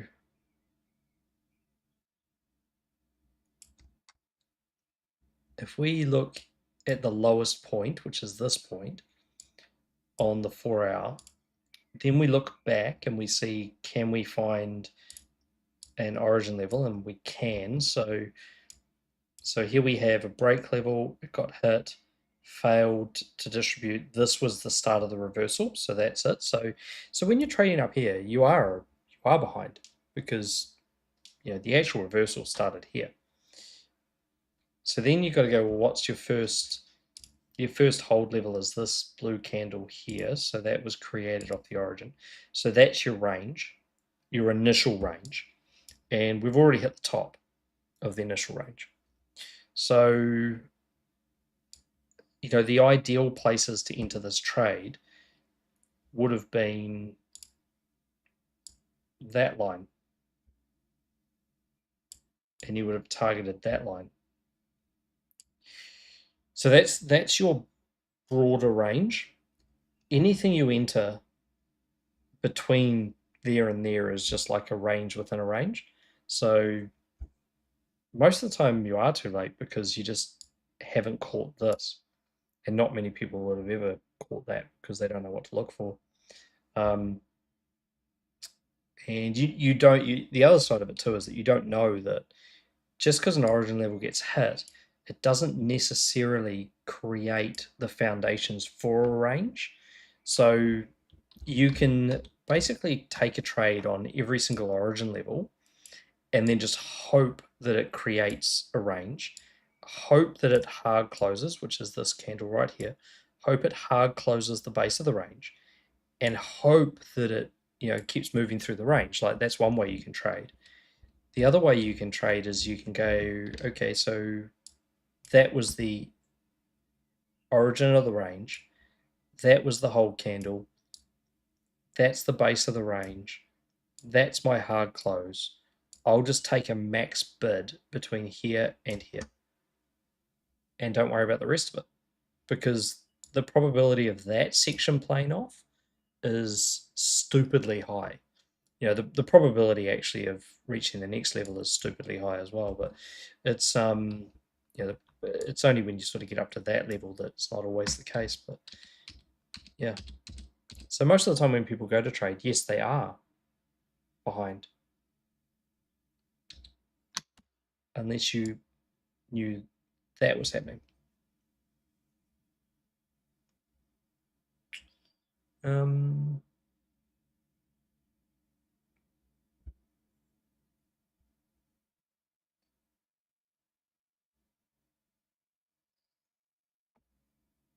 yeah, so if you are waiting for a retest of whatever created the range, then effectively what you're waiting for is the range to fail. So that's where this range may never ever come back down here. So you'd be waiting for that. So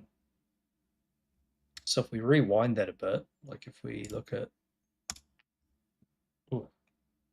look at this one.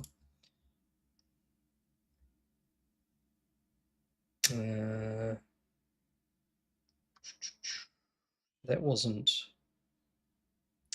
created on that time frame, but let's see.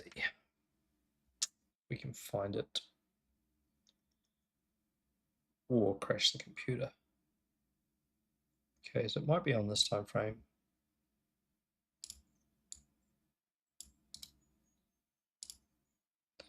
Okay, so we have a break level on the 8 hour. We dip below, we recover. Yep.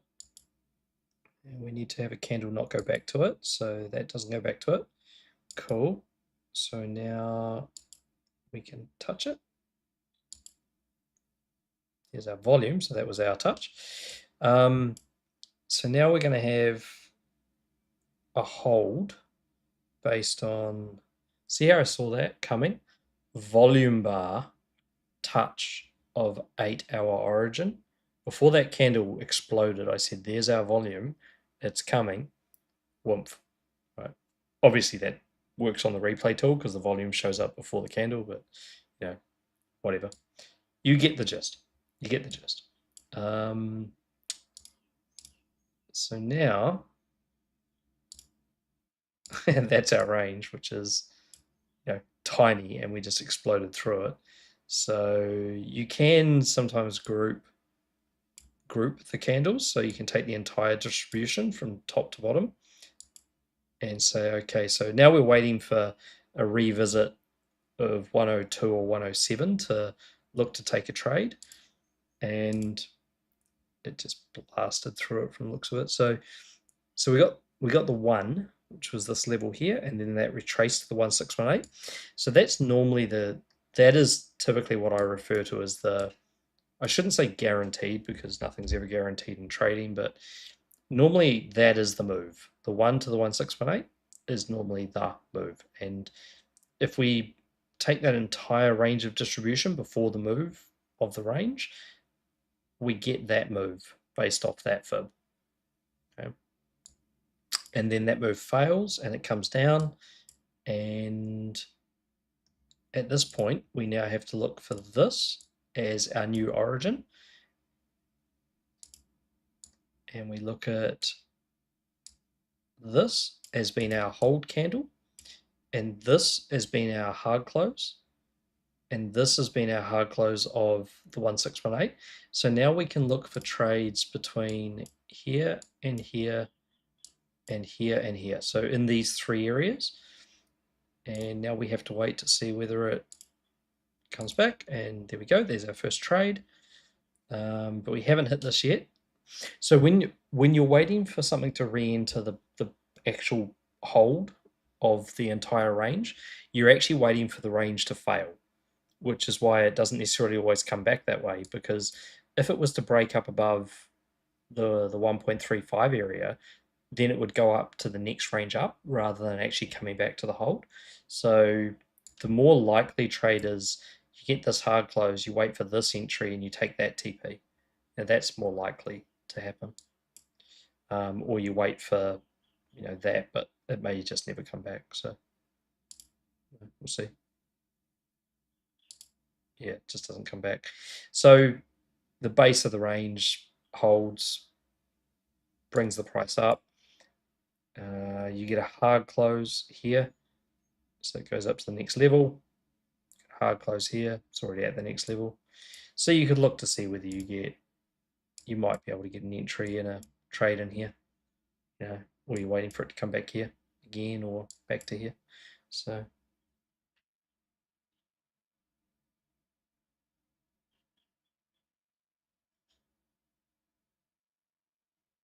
yeah, good example.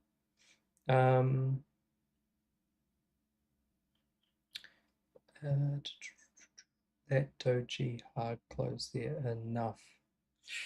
Dojis are a pain in the ass. I don't know. I mean that doji. Well, actually, that hard close, yeah, that well seemed to work.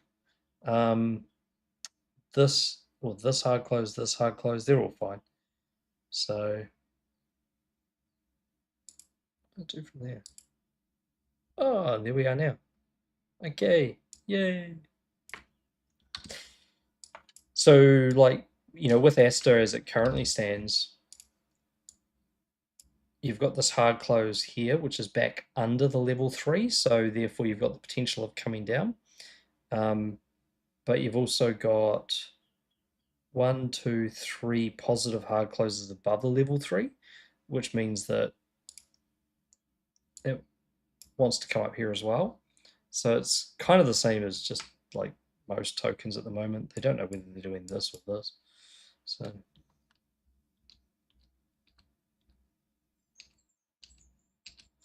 you kind of just have to wait for another close above that level, and if it does, then you could take it up to there again. But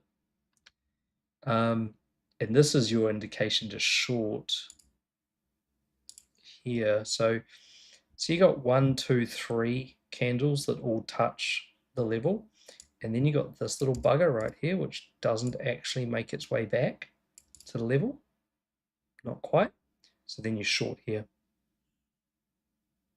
back down to here. And this hard close probably means it's going to come back down, but it could still recover from that point.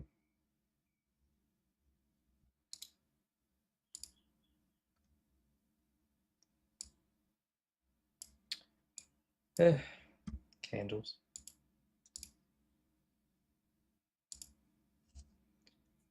And all of that, and we don't even have a trend line on there. Kind of cool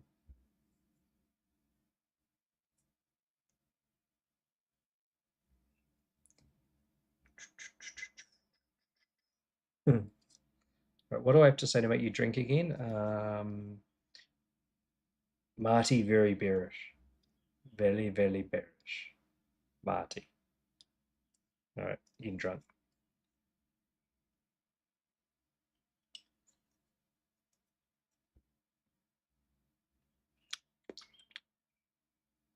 Nom nom.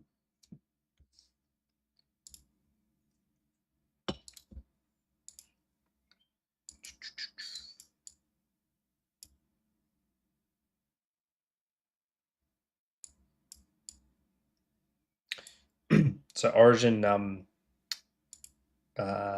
reversal levels can often be created off break levels from the past. So like this one as an example, 2 candle range in there. And then if we look to the future,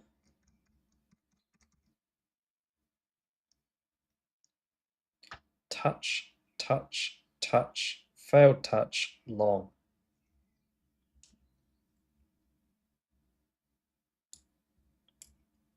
Can't believe I'm giving you all this shit for free.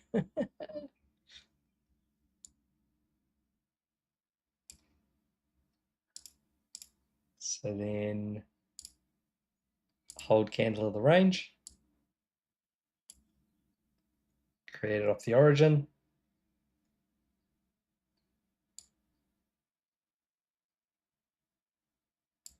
See, most of those levels have acted as support. So you pretty much could have longed. It's not really a clear long in here. It's not till that one, that hard close there, which is quite clearly in between those levels, that you could have longed along here. But that's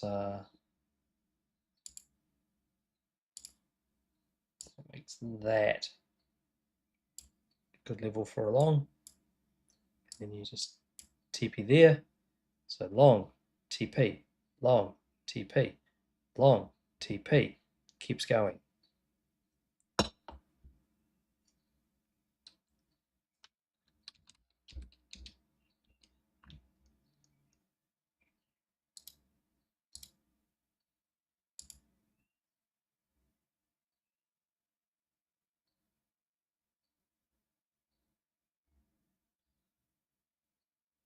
What's the negative 0.5? So yeah, when we did a whole lot of back testing, we found that the negative 0.5 typically meant the range was broken and the price was going in the other direction. It's more for bots, like because it's hard to have all of this programmed. But if you're manually trading, you can be more exact on when things are or aren't broken. So everything we're talking about works in reverse as well. So like if you were looking to, short something. So let's look down here.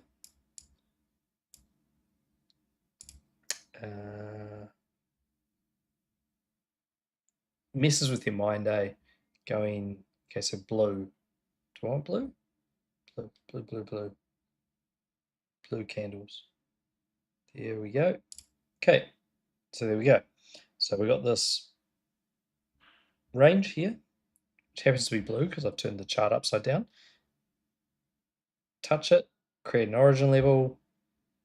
Then I need to find my first hold candle, which this is really messing with my brain, is going to be this one, I think. Yeah, kind of close enough.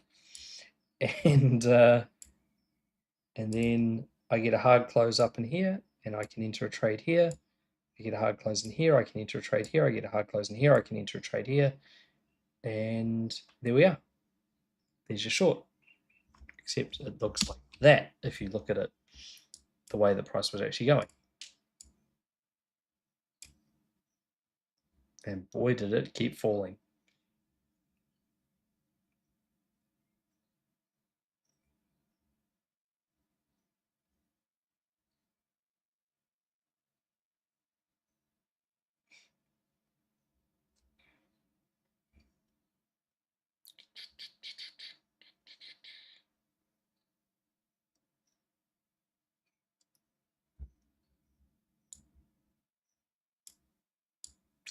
Yeah, look what happened when it hard closed there, below that entire range. Bye bye. So then it has to find something back on this side. So it's going to be that, right? Because there's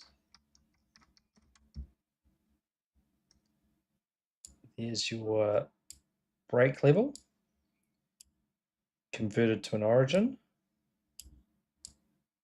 which, what token we look at? Aster, which catches the price after it loses the range.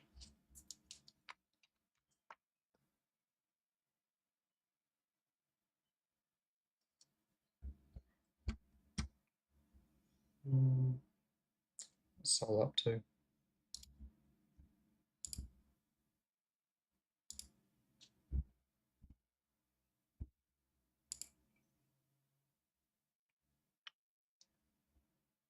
One hour, right? So let's have a look. Nah.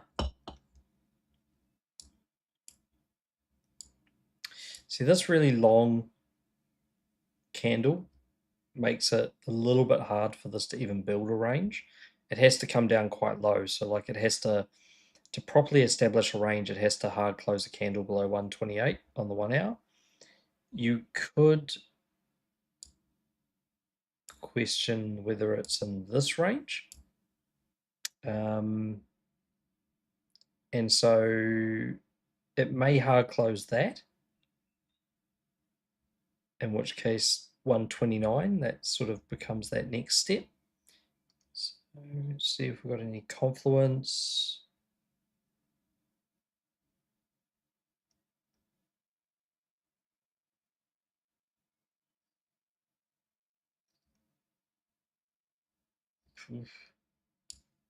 Got this candle. Do we have confluence at 129?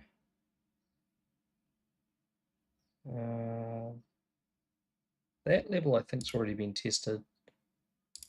I think.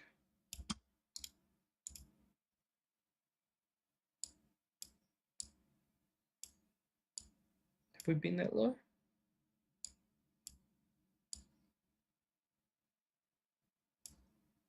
Yeah, we've already bounced off that.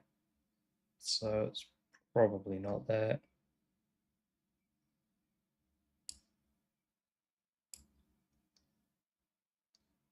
So is there anything back here?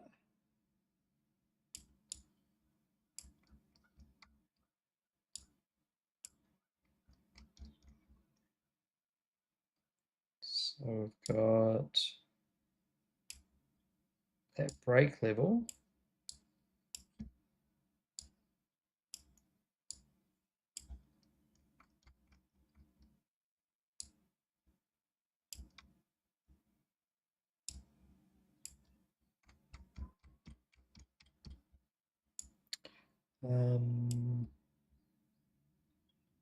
No, it's had a distribution close below it. So it's not that. Yeah, I don't know. Doesn't look totally. It doesn't look totally like that's the range it's forming. I guess we'll know in 22 minutes.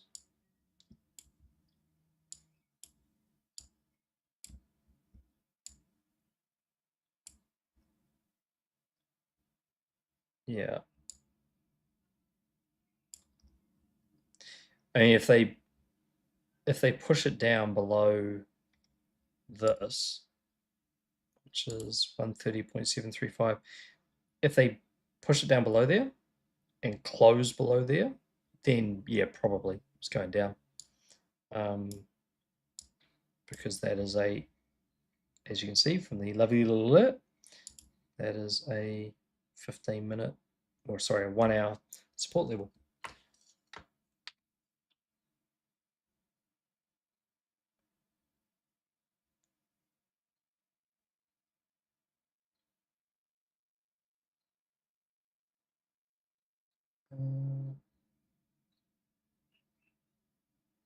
Yeah. Yeah. Oh, look, I think we are going lower on some.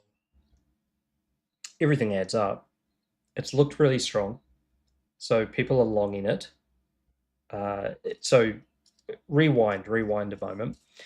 It was void of longs, so there just wasn't a lot of reason for it to go down. It had levels to retest that were lower than current price. The narrative starts to spin that it's way stronger than everything else. That means people long it.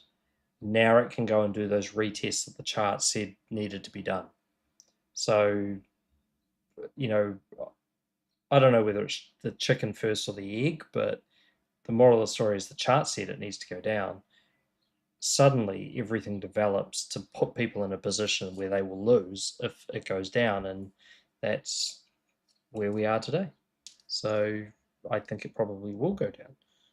It's just a matter of making sure that the whales don't have to use their own money, and that's really really simple. Like if this is void of liquidations and stop losses, it's very hard to get the price to go down. You've got to sell the asset that you own, and the risk in that is that if the price does bounce the other way, you're buying your assets back at a higher price.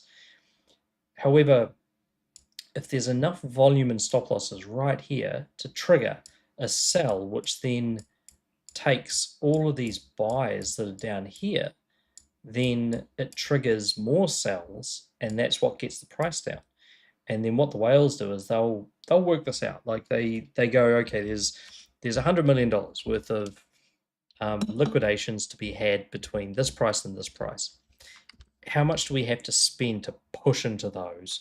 Where is the volume? They might spend $1 million to push to here. They might have an order here for $50 million. It comes down because of the liquidations and the volume, and it triggers this cascade. It fills their order at a lower price, and then they stop selling, and the price goes back up because markets are generally built to go up. So it's yeah.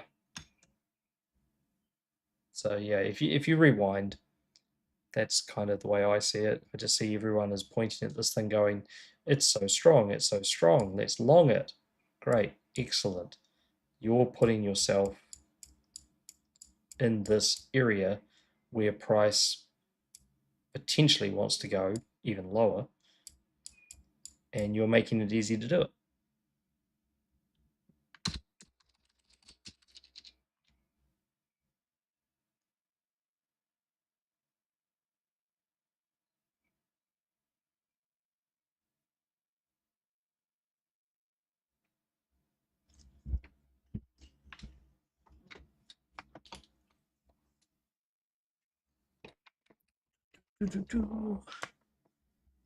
But in the meantime, you can just take a tiny little long on that origin level. Yeah, 44. Eventually.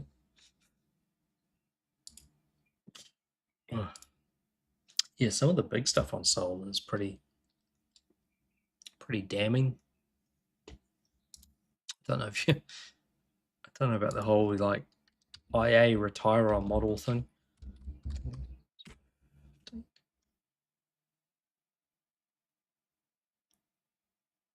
Yeah, look at this one. Love this.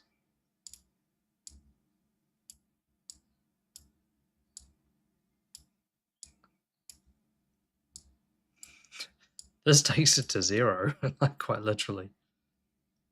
So I probably won't go there, but that's 76 is super realistic. If you want to know the percentage, just to scare the living shit out of everybody, the percentage of that move happening is 94%.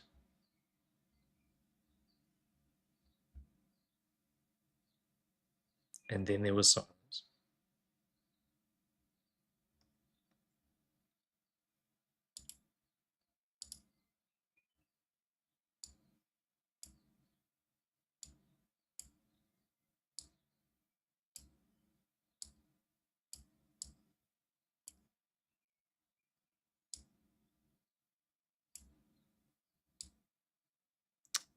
This, my friends, is why I would suggest that you seriously de-risk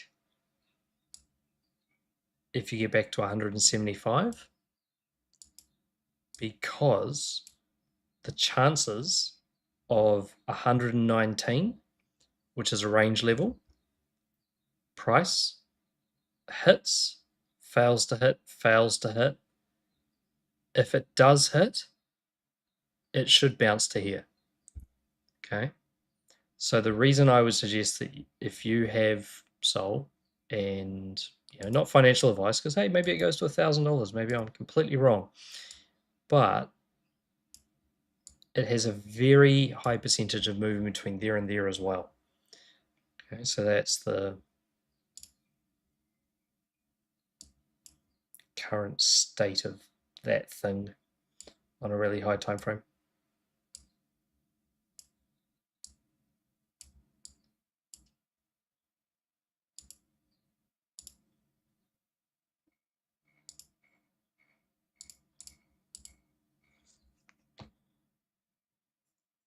Do, do, do, do, do, do, do, do, do.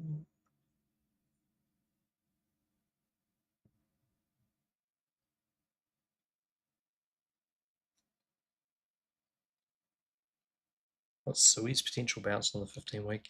Has it even existed that long?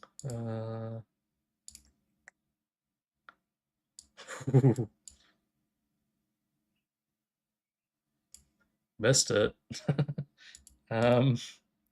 It was here. That bounce. Uh,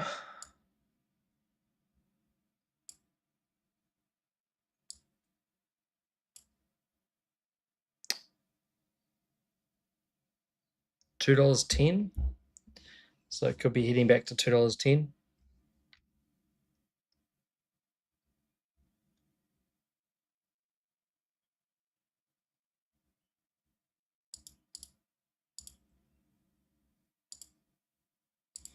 Also, this range trend through here. So if it hits 57 cents again, then it could go back to $2.10. It's also possible. And that one, which has already been hit. Look at that. 15-week range. First touch. Boom.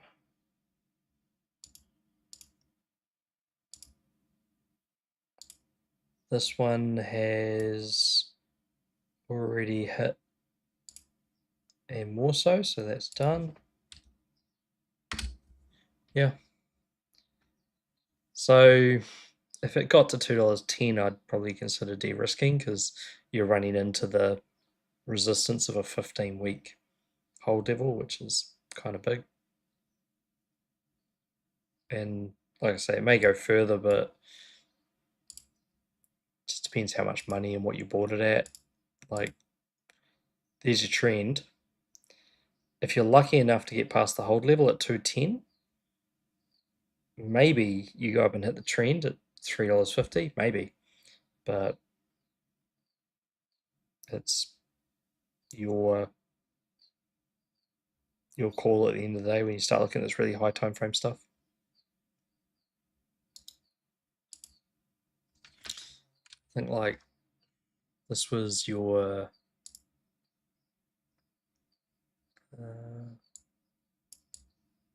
so you look at Sol.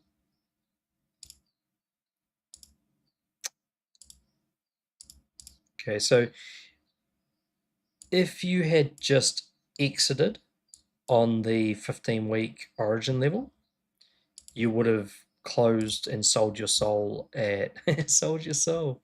You would have sold all of your Solana tokens at $146. Okay. Sorry, $246. And it would have gone to 253, but then it hit a 15-week origin level. So look where we are now. Like that's that kind of like playing chicken with resistance thing you've got to consider. Like if you want to play chicken with resistance for the difference between 246 and 253, you want to be really bloody good at it. Because if you're not, that's what you get. So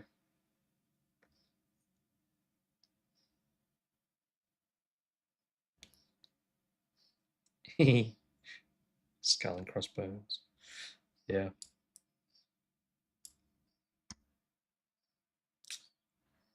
Damn, that's nasty. So if we were considering everything you've just seen, right? Like we've hit a 15-week origin level, we've created a hold candle. So like most of these things we've looked at so far have been longs. So now let's put a range fib on our hold candle. The next thing is for the price to close below 176, in which case it creates a range that takes Sol to zero. Like quite literally, it wouldn't hit exactly zero, but it would get really bloody close.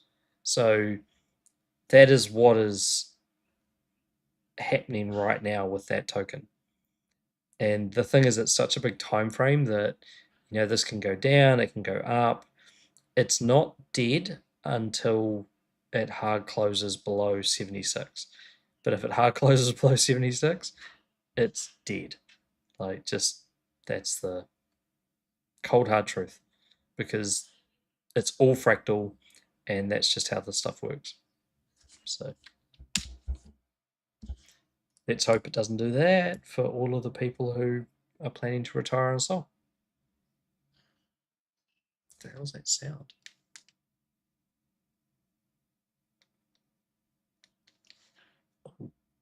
My guess might have arrived.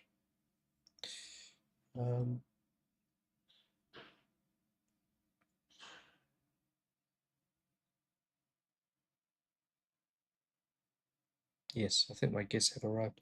All right. Hopefully that was helpful in some way.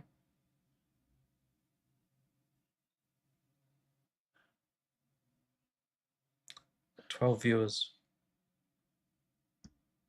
15 likes. Oh yeah. Make sure you leave some comments. And if you haven't liked, hit like. I would say I know who you are, but I don't.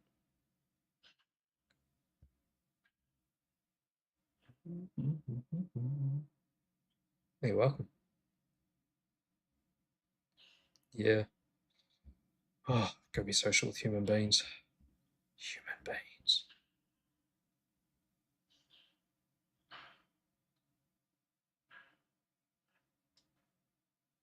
Don't worry. Soul might go up. Yeah, definitely. Like I look at this chart right now and just sit here going, to be honest, half the reason I'm so tired is because we are literally we are playing chicken with resistance. Like there is some really big stuff right now on a lot of tokens that are just death to the tokens.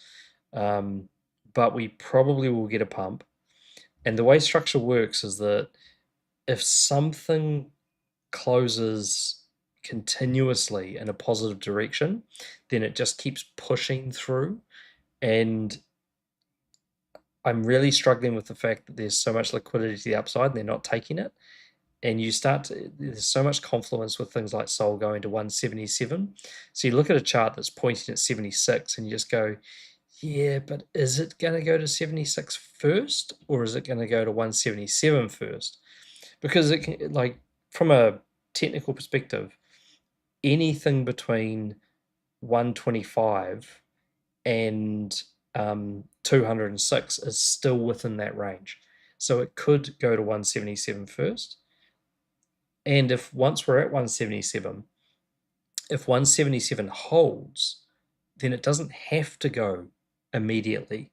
So things like the monthly short on Bitcoin from like 70K to 50K, it took like 3 to 4 months to play out, and it wasn't until they announced that whole Germany sell-off, and then obviously the algos went, oh, we can use this because people will believe a $20,000 drop, and off it goes. Next thing you know, you got 50K Bitcoin, but it had been brewing for months. So where we're at, we don't know. Could we see 177? Absolutely. Could it go to 76 beforehand? Maybe. Definitely not a time to be opening any really big positions either direction. Just stick to the lower time frame stuff, scalp it within the range, and make your money. That's all, folks. Catch you later. I just waved at my screens. Boy.